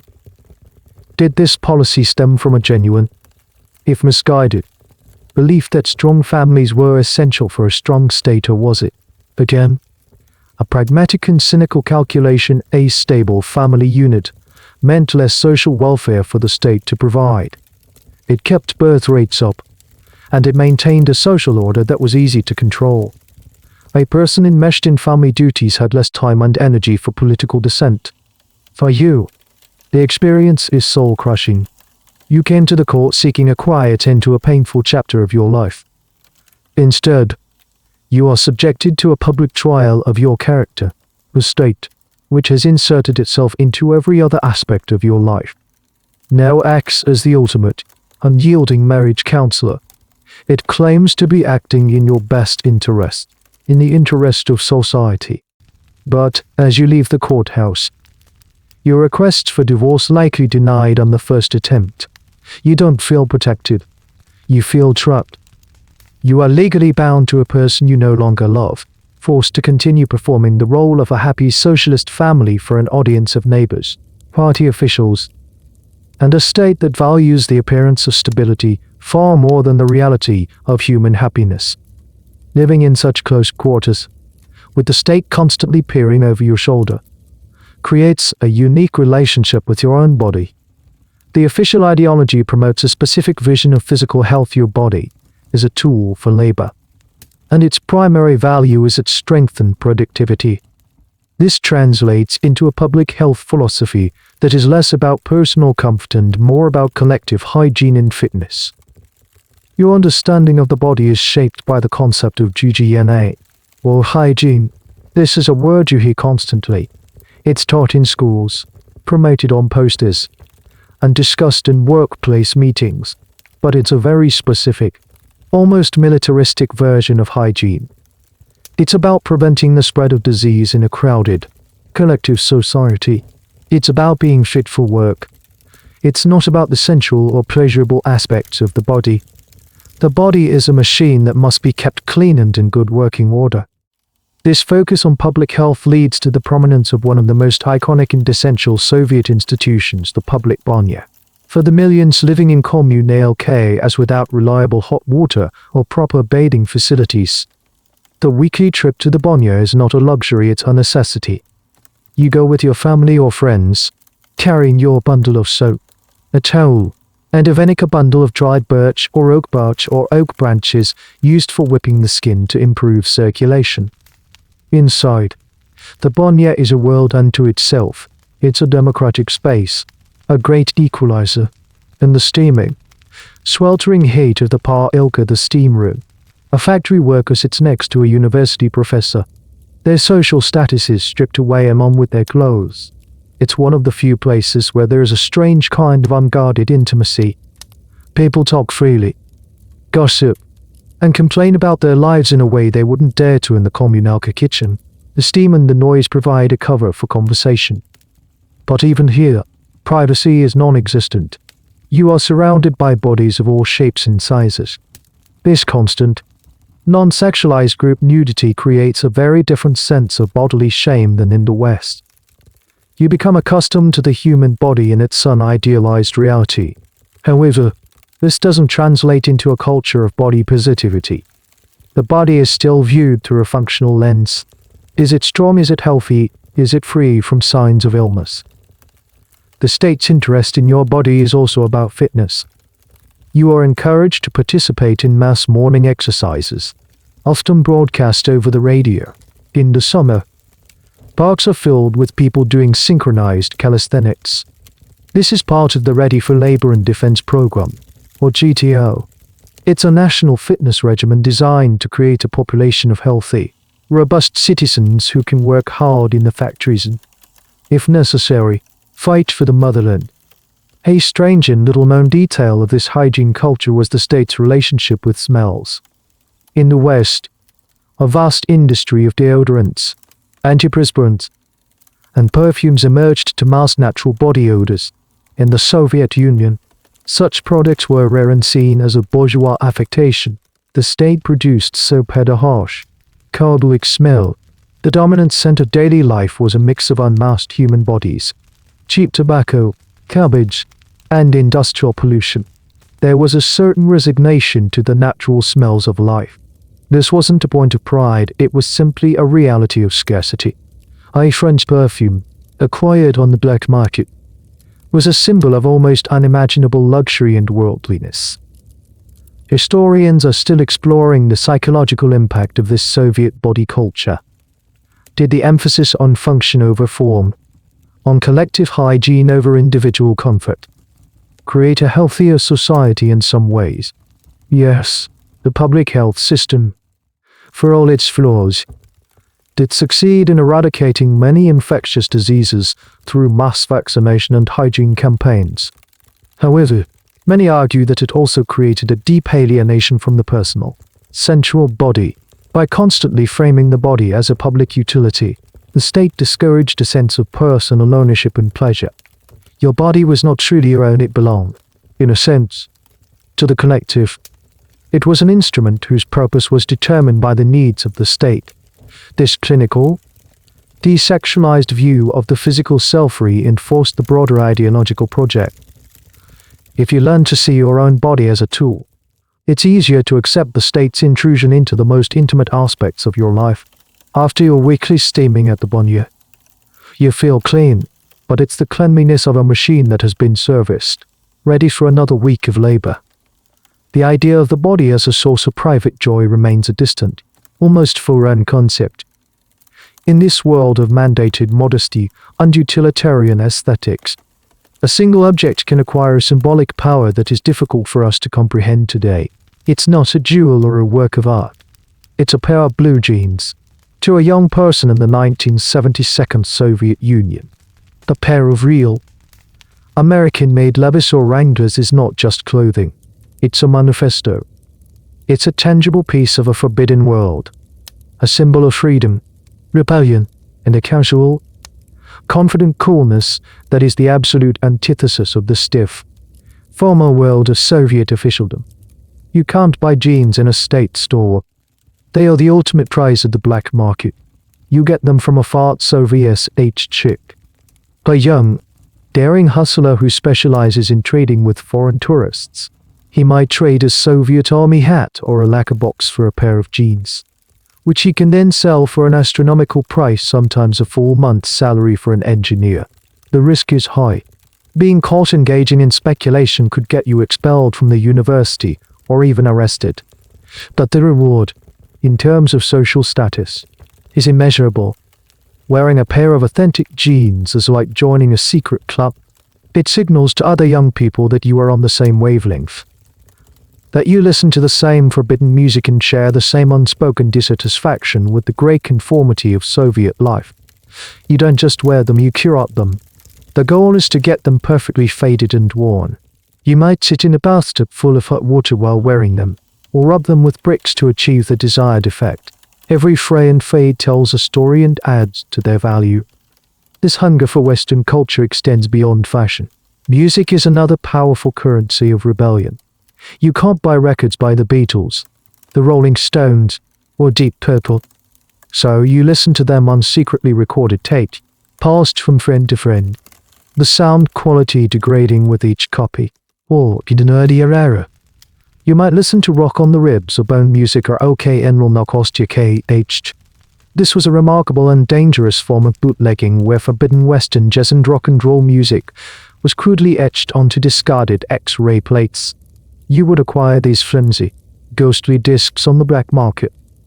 The sound quality was terrible, a faint, tinny echo of the real thing. But holding one in your hands, seeing the faint image of a stranger's skeleton through the grooves, was a visceral thrill. It was music so subversive it had to be imprinted on the bones of the state's own citizens. These objects become central to the ritual of dating. If a young man shows up to a date wearing real jeans and casually mentions he has a tape of the latest Pink Floyd album, his status is instantly elevated. He is worldly, daring, and connected. An invitation to come back to his room to listen to a forbidden record is the 1972's Moscow equivalent of being asked to see a collection of rare etchings. It's an excuse to find a private space, and the music itself rebellious, emotional, and sensual provides a soundtrack for a kind of intimacy that is impossible to find in the world of socialist realist love songs. The state, of course, fights back. The official media denounces blue jeans as a symbol of Western conformity and Coca-Cola culture. They condemn rock music as decadent noise that promotes mindless hedonism. Comsomol patrols might stop you on the street and criticize your ideologically inappropriate appearance. But these efforts are largely futile. They only make the forbidden fruit more desirable. Historians are still debating the political significance of this phenomenon. Was the obsession with jeans and rock music a genuine political protest, a conscious rejection of the Soviet system, or was it simply youthful rebellion, the same kind of desire for cool that exists in any society, just amplified by the context of extreme scarcity and prohibition? The answer is likely somewhere in between. For most young people, it probably wasn't a sophisticated ideological critique. It was a gut-level rejection of the boredom, hypocrisy, and aesthetic poverty of the world they were given. They didn't necessarily want to overthrow the government, they just wanted to dance to good music and wear cool pants. However, the state saw it as a profound threat, and perhaps they were right to. This cultural infiltration, this ideological sabotage, created cracks in the monolithic facade of Soviet culture. It introduced an alternative set of values: individualism, pleasure, and personal freedom. It showed young people that another way of life, a more colorful and vibrant one, was possible. As you sit in a cramped room with your friends, straining to hear the lyrics of a Beatles song through the hiss of a fifth-generation tape copy, you are participating in a quiet revolution. It's a revolution not of guns and barricades, but of guitars and denim, and it is slowly, almost imperceptibly, eroding the foundations of the world your parents were forced to build. Amidst the grey backdrop of daily life and the quiet rebellion of blue jeans, there are moments when the pressure valve is officially released. The most significant of these is the Soviet wedding. After the sterile, bureaucratic procedure at the Palace of Weddings, the real event begins: the wedding party. This is where the rigid rules of public behavior are temporarily suspended, and the community comes together for a loud, chaotic, and cathartic celebration fueled by tradition, emotion, and an ocean of vodka. The party is almost never held in a restaurant, which would be far too expensive. It takes place in the apartment of the bride's or groom's parents, which has been completely transformed for the occasion. All the furniture is pushed against the walls or moved to other rooms to create a central space for a massive, groaning table. Neighbors lend chairs, dishes, and cutlery. The entire community pitches in. For days beforehand, the women of the family, mothers, aunts, grandmothers, have been engaged in a marathon of cooking, preparing an astonishing array of okuski appetizers: pickled mushrooms, salted herring under a fur coat of beets and mayonnaise, various solids, and meat jellies. As a guest, you arrive and are immediately absorbed into the joyful chaos. The tiny apartment is packed with people, shoulder to shoulder. The air is hot and thick with the smell of food and perfume, and at the center of it all is the vodka. Bottles of it line the table. The celebration is punctuated by a series of toasts. The tomaja, a sort of master of ceremonies, usually a witty uncle or a family friend, leads the proceedings. He proposes a toast to the happy couple, to their parents, to their future children. With each toast, everyone is expected to drain their glass. The cry of "Go RKO, Go RKO," bitter, bitter, frequently erupts from the guests. This is a uniquely Russian tradition. The bitterness refers to the vodka, and the only way to make it sweet is for the bride and groom to kiss. The longer they kiss, the sweeter the drink becomes. So throughout the evening, the couple is repeatedly called upon to kiss, each time to a chorus of cheers and counting. It's a public, ritualized performance of affection that stands in stark contrast to the usual chaste behavior expected of them. As the vodka flows, the famous Russian sentimentality comes to the surface. People who are stoic and reserved in their daily lives become openly emotional. Old women weep with joy. Men who work together at the factory and barely speak of personal matters now clap each other on the back and deliver long, rambling, heartfelt speeches. The wedding is a safe space for the expression of emotions that are normally kept under tight control.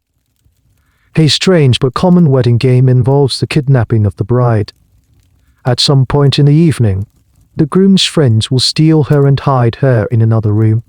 The groom is then forced to perform a series of humiliating or silly tasks to win her back. He might have to sing a song, answer riddles about his new wife, or drink a large glass of vodka from her shoe. It's a piece of folk theatre that injects a dose of playful chaos into the proceedings. Historians often see the Soviet wedding as a fascinating microcosm of the society's contradictions. On one hand, it incorporates new Soviet rituals. The couple will often lay flowers at a local war memorial or a statue of Lenin before the party, a way of officially grounding their private union in the public, patriotic narrative. On the other hand, the party itself is a return to much older, pre-revolutionary folk traditions that the state was never able to fully stamp out. It is a moment where the real Russia, with its deep-seated traditions of hospitality, community, and emotional excess, bursts through the thin veneer of socialist conformity. Was the state's tolerance of these boisterous, vodka-fueled celebrations a sign of its weakness? An admission that it couldn't control every aspect of private life, or was it a clever form of social management? Some argue that by allowing these occasional, controlled explosions of emotion and chaos, the state provided a necessary safety valve. It let people blow off steam in a way that was ultimately apolitical. A man who spends his Saturday night drinking and singing at a wedding is less likely to spend it thinking about political dissent. The wedding party served as a temporary escape from the drudgery and repression of the system, thereby making the system itself more bearable.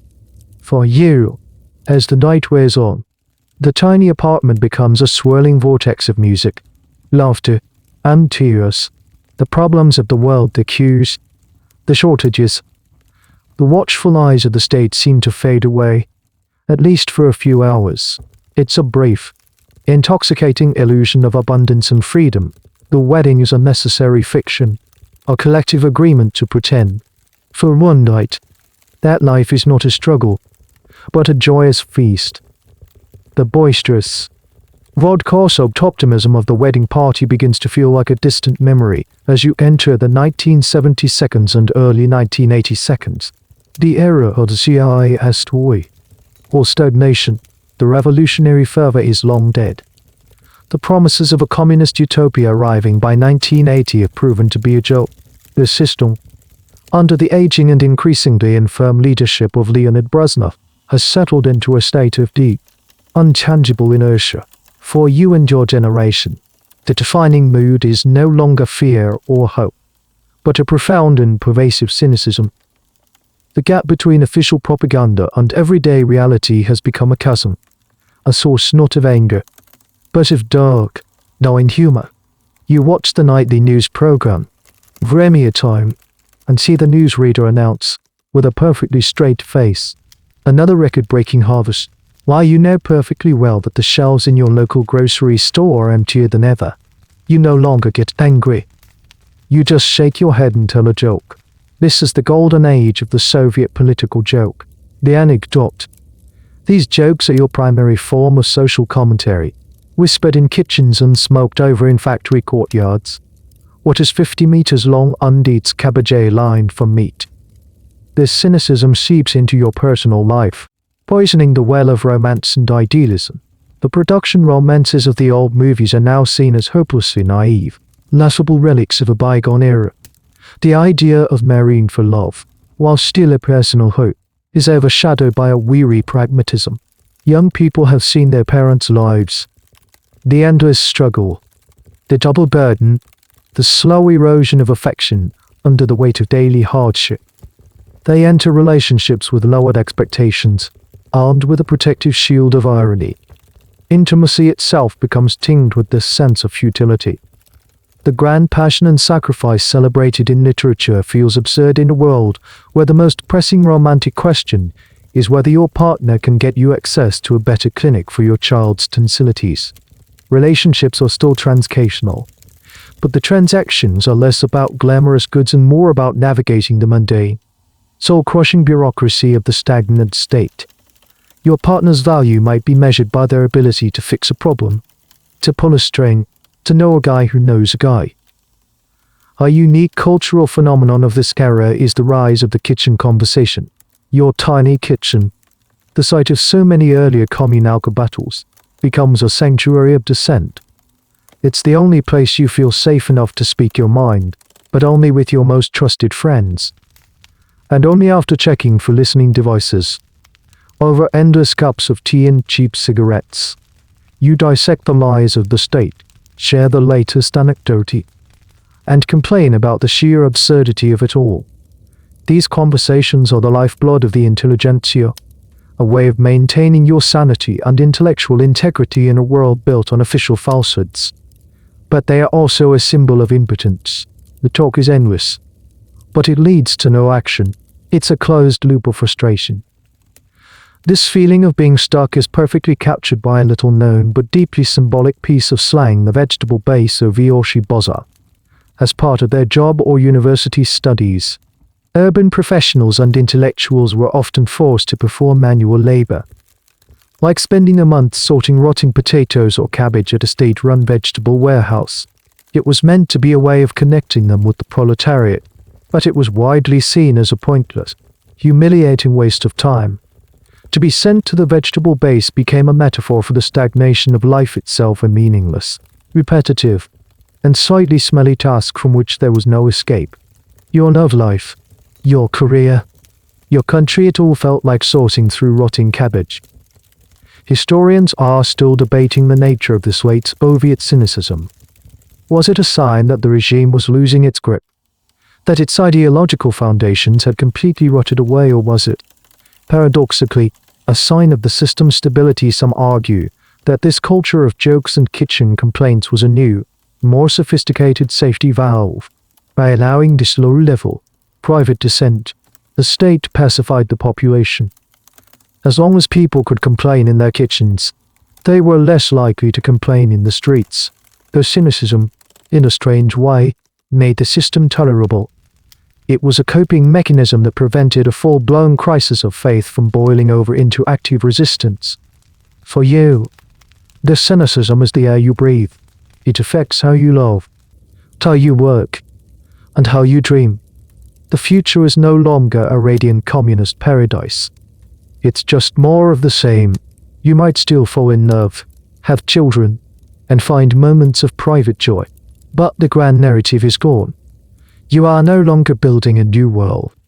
You are just trying to get by in the old, crumbling one, using irony and a good joke as your primary tools for survival.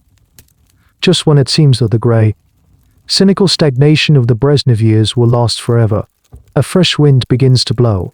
It's the mid-1982, and a new, younger leader named Mikhail Gorbachev has come to power. He introduces to words that will shake the Soviet Union to its foundations: perestroika, restructuring, and, more importantly for your private life, glasnost, openness.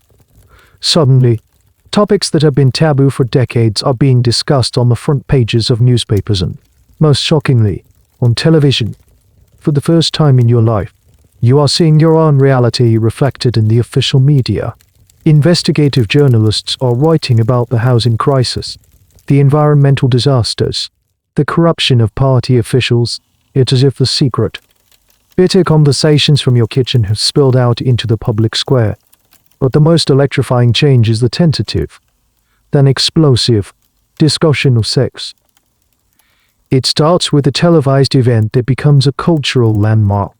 In 1986, a tele-bridge is set up between a group of women in Boston and a group of women in Leningrad. Hosted by the American talk show host Phil Donahue. An American woman in the audience asks a straightforward question about the availability of sexual content in Soviet advertising. The Russian moderator, flustered, insists it's not a problem. And then, looking for support, she passes the microphone to a woman in the Leningrad audience. That woman, a formidable administrator from a committee of Soviet women, utters the line that will become an immortal meme, a perfect, unintentional summary of 70 years of Soviet policy.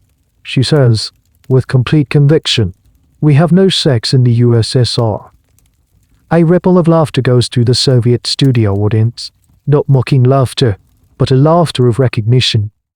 She has just said the quiet part out loud, verbalizing the official puritanical line that everyone knows is a complete fiction. The phrase becomes an instant national catchphrase, repeated in a million jokes. It's the moment the dam breaks.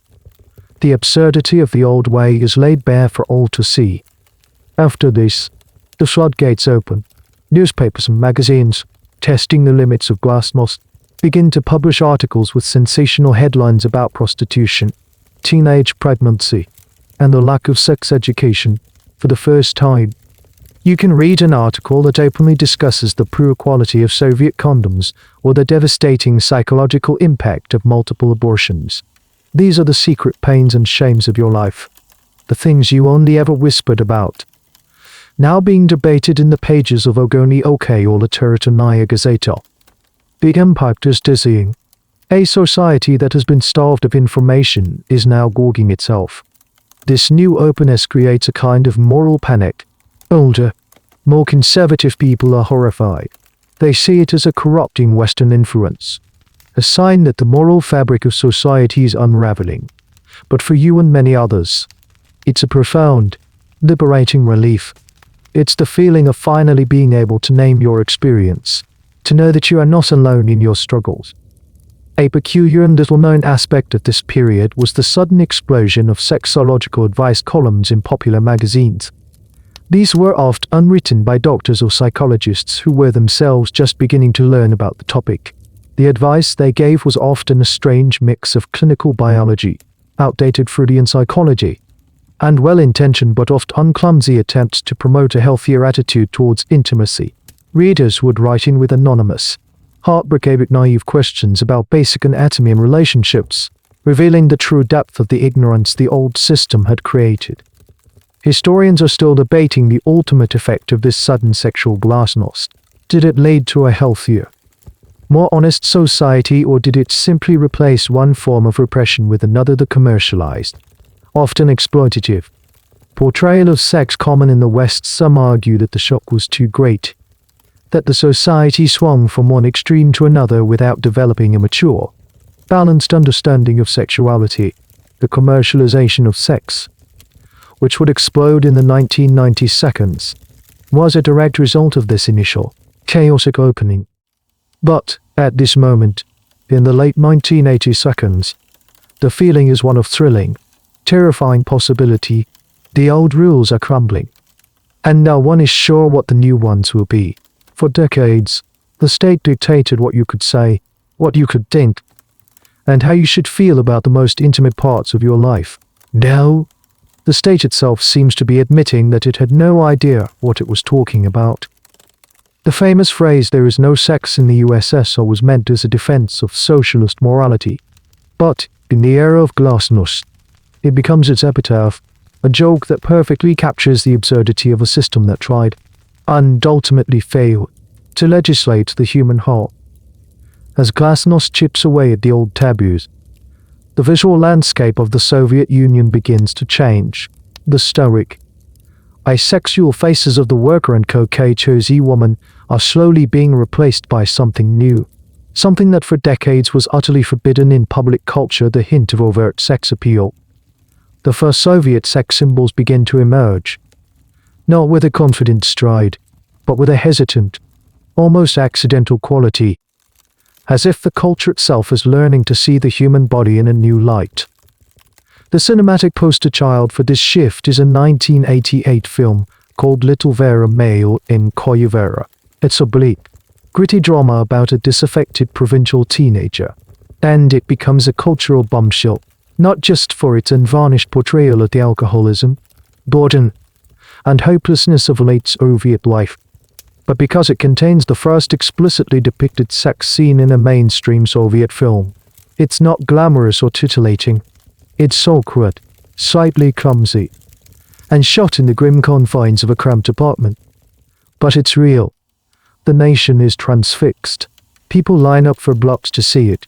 For the first time, a Soviet film acknowledges that young people have sexual desires that exist outside the context of building communism. The actress, Natalia Negode, becomes an overnight sensation. The reluctant icon of this new era, she isn't a smiling milkmaid, she's a sullen, chain-smoking rebel who uses sex as a form of escape. This new visual language quickly spills into other areas. Magazines, once filled with photos of heroic factory workers and smiling young pioneers, begin to feature women in slightly more revealing or fashionable clothing. The first beauty pageants are held in the USSR, starting with the Moscow Beauty Contest in 1988. It's a bizarre and awkward affair. The organizers have no idea how to run such an event. The contestants parade on stage in swimsuits they've often made themselves, looking both proud and deeply uncomfortable. The event is televised, and the nation watches, fascinated and scandalized. The very idea of publicly judging women based on their physical appearance is a radical departure from the collectivist ethos. It is the ultimate triumph of individualism over the anonymous, desexualized ideal of the Soviet woman. Even advertising, a nascent industry in the late Soviet period, begins to dip its toes into these new waters. A commercial might feature a woman with a slightly more flirtatious glance or a more modern haircut than would have been acceptable just a few years earlier. It's incredibly tame by Western standards, but in the Soviet context, it's revolutionary. One of the most curious and little-remembered pioneers of this new era was a television program featuring something akin to aerobics. In a country obsessed with disciplined, masculine calisthenics, the GTO program, the sight of women in colorful leotards and leggings, moving rhythmically to upbeat Western-style music, was a revelation. The program was ostensibly about fitness, but its visual appeal was undeniable. It presented a vision of the female body that was active, healthy, and, for the first time, openly attractive and even playful. It was a world away from the grim functionality of the Soviet fitness ideal. Historians often point to this period as the moment when the male gaze, a concept largely absent from official Soviet visual culture, made its dramatic entry. For decades, the ideal woman was depicted to be admired for her strength, her dedication, her comradely spirit. Now, she was beginning to be depicted as an object of desire. This shift is still a subject of intense debate. Was this a form of liberation, a freeing of the female body from the drab, utilitarian constraints of the communist aesthetic? Did it allow women to reclaim a sense of glamour and individual beauty?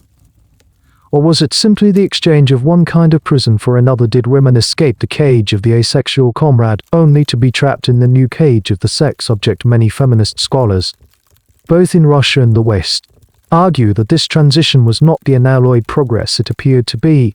The sudden influx of Western-style commercialism introduced a host of new pressures on women: the pressure to be thin, to be beautiful, to conform to a narrow, commercially defined standard of attractiveness.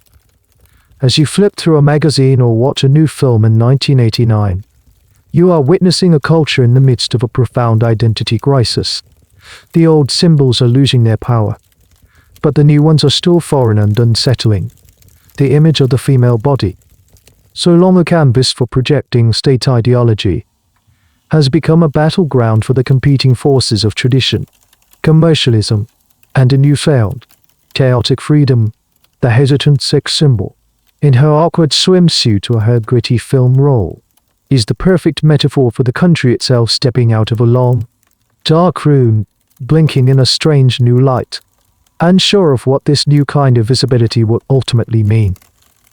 The hesitant first steps of glasnost soon turn into a frantic, headlong sprint. In 1991, the unthinkable happens. The red flag with the hammer and sickle is lowered from the Kremlin for the last time. The Soviet Union, the monolithic superpower that had defined your entire life and the lives of your parents, simply ceases to exist. The Iron Curtain doesn't just fall, it evaporates, and through the gaping hole, a tidal wave of everything that was once forbidden comes crashing in. The 1990 seconds in Russia are a period of wild, chaotic, and often brutal freedom. The collapse of the state-controlled economy gives rise to a savage form of capitalism. For some, it's an era of unimaginable opportunity. For most, it's a time of profound economic hardship, uncertainty, and social breakdown. This chaos is mirrored in the world of sex and relationships. Everything that had been repressed for 70 years erupts into the public sphere with a vengeance. The desexualized world you grew up in vanishes overnight. Kiosks on every street corner, which once sold official newspapers and lottery tickets, are now plastered with the covers of new, glossy erotic magazines. For the first time, pornography is openly available. The chaste, sexless films of the Soviet era are replaced by a flood of low-budget Russian gangster movies filled with gratuitous nudity and violence, and a deluge of dubbed Hollywood blockbusters. The transcational nature of relationships, once a subtle undercurrent of blood, becomes an open, brazen marketplace. The rise of the new Russians, the oligarchs and businessmen who have become fantastically wealthy, creates a new, highly visible form of companionship. The ideal woman is no longer the hard-working factory girl, but a tall, lady, beautifully dressed kept woman, a living symbol of a man's success. The ultimate status symbol for a new Russian is a beautiful young wife or girlfriend whom he can shower with Western luxury goods. The line between romance and a high-end commercial transaction becomes almost invisible. The desperate economic situation for the majority of people pushes many women into survival sex work. The 90 seconds see an explosion in prostitution. It's no longer a hidden, shameful secret, but a visible feature of city life. The highways leading into Moscow are lined with women seeking clients. This is not the liberated sexuality of Western feminist dreams, it's the grim reality of economic collapse, where the body becomes the last available commodity. A particularly telling phenomenon of this era is the rise of the international mail-order bride industry.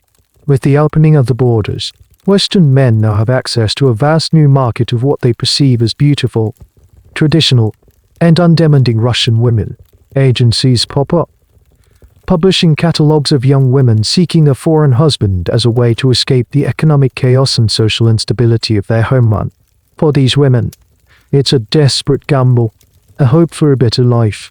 For the men, it's often a search for a stereotypical submissive wife. It is the globalization of the transcational relationship.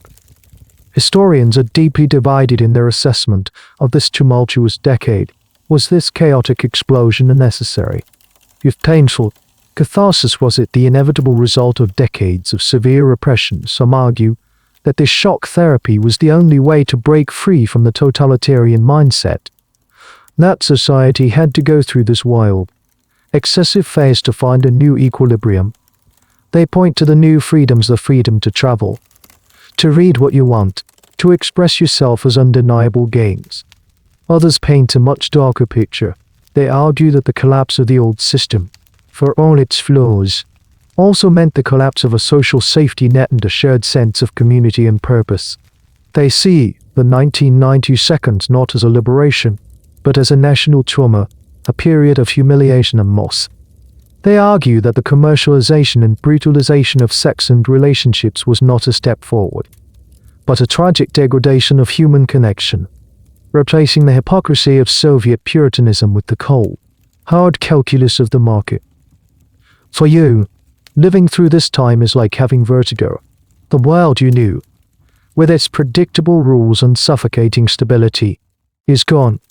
In its place is a world of bewildering choice, glaring inequality, and constant risk. You are free, but you are also adrift. You can now buy 100 different kinds of sausage, if you have the money, and watch any movie you want. You can love whomever you choose, at least in theory. But the old certainties, even the unpleasant ones, are gone. The quiet, shared understanding of the kitchen conversation has been replaced by the loud, aggressive shout of the marketplace. The Iron Curtain has fallen, but you find yourself wondering what, exactly, has been gained, and what has been lost in the rubble. Years have passed since the chaotic 90s. You are standing in a modern Russian city.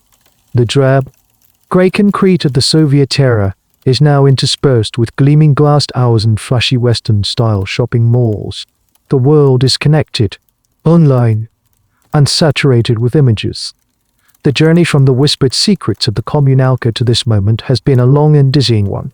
As you look back, you are left to sift through a complex and contradictory inheritance of memory. What do people choose to remember about sex and relationships in the Soviet Union, and what do they choose to forget? A strange and powerful nostalgia has taken hold, not for the reality of the USSR, but for a sanitized, idealized version of it. You see it in popular culture. There are retro-themed cafes decorated with Soviet memorabilia. Television shows that lovingly recreate the aesthetics of the 1970s, and a resurgence in the popularity of Soviet-era songs and films. In this nostalgic vision, the harsh realities are airbrushed away. The memory of the kommunalka is not one of filth and feuds, but of a lost sense of community, where neighbors looked out for each other. The memory of dating is not of fear and ignorance, but of a purer, more innocent time of long walks, poetry, and chaste romance, before the corrupting influence of money and the internet. People will speak wistfully of a time when relationships were simpler and people were more sincere.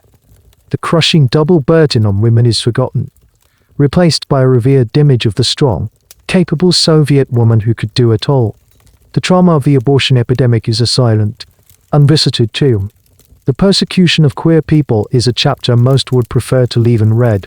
The cynicism of the Brezhnev years is reframed as a time of quiet, stable, predictable life. The famous UV era no street VZAV trashan. EMTNENEN. The confidence in tomorrow. Why does this selective memory exist for some? It's a genuine psychological defense mechanism. The trauma of the Soviet collapse and the chaotic wild 90 seconds was so profound that the preceding era, for all its faults, seems like a golden age of stability in comparison. People miss the certainty, the cradle-to-grave security that the state, in its own clumsy way, provided for others and for the state itself. This nostalgia is a powerful political tool. By promoting a romanticized vision of the Soviet past, it's possible to build a sense of national pride and continuity. It's a way of saying that the Soviet experiment was not a total failure, that it contained something valuable, something pure that was lost. This narrative conveniently ignores the repression, the lack of freedom, and the systemic hypocrisy. Historians are now engaged in a crucial debate how to write the history of this intimate world. Do they focus on the official ideology and the structures of repression, or do they focus on the lived experience, the small acts of resistance, love, and humanity that persisted despite the system? The truth, of course, lies in the tension between the two. The history of Soviet sex is not just a story of what the state did to people, it's the story of what people did in spite of the state. It's the story of the hand-sewn dress, the joke whispered in the kitchen, the radio turned to static, the poem passed from hand to hand. A fascinating, little-known legacy of the Soviet era is a certain attitude towards love and dating that persists even today. Some sociologists have noted a cultural preference for a kind of intense, almost fatalistic romanticism, a seriousness that can seem alien to Western dating culture. There's a lingering belief that love should be a grand, or nothing drama, perhaps a psychological inheritance from a time when literature was the only safe outlet for passionate emotion. At the same time, the pragmatic, transactional mindset forged in the era of scarcity has not entirely disappeared. As you stand here, in the 21st century, you carry all of these layers within you. The official puritanism, the secret knowledge, the cynicism, the chaotic liberation, and the wistful nostalgia. Your understanding of love, family, and intimacy has been shaped by a historical journey unlike any other. The Soviet Union tried to engineer a new kind of human, free from selfish desire. It failed, but in its failure, it created a unique and enduring legacy, a complex tapestry of pain and resilience, of repression and quiet rebellion. The state tried to control the bedroom, but in the end, the human heart, in all its messy, unpredictable glory proved to be uncontrollable. And so, our journey through the quiet, hidden world behind the curtain comes to a gentle close. The echoes of the crowded kitchens, the whispers in the parks, the hiss of the bootleg tapes, they all begin to fade, softening into the background hum of your own room. The grand, sweeping story of a nation melts away, leaving just the quiet, rhythmic feeling of your own breathing. Imagine all those stories, all those lives, settling like dust motes in a beam of moonlight. The faces from the posters, the couples on the park benches, the grandmothers in the kitchens, they are all receding now, becoming part of the vast, silent library of the past. There's nothing more you need to understand, nothing left to analyze. The story has been told, and now there is only stillness. Feel the weight of your body, comfortable and secure. Feel the gentle rise and fall of your chest. The night has wrapped itself around you like a soft, heavy blanket. Whatever thoughts or worries might have been with you at the start of our journey, let them drift away now. They are like small paper boats on a dark, calm river, floating out of sight, out of mind. There is only this moment, this quiet, peaceful space between waking and dreaming. Let the silence hold you. Let the darkness comfort you. You are safe. You are resting, and you are drifting, ever so gently, into a deep and restorative sleep. The end of the article. Good night.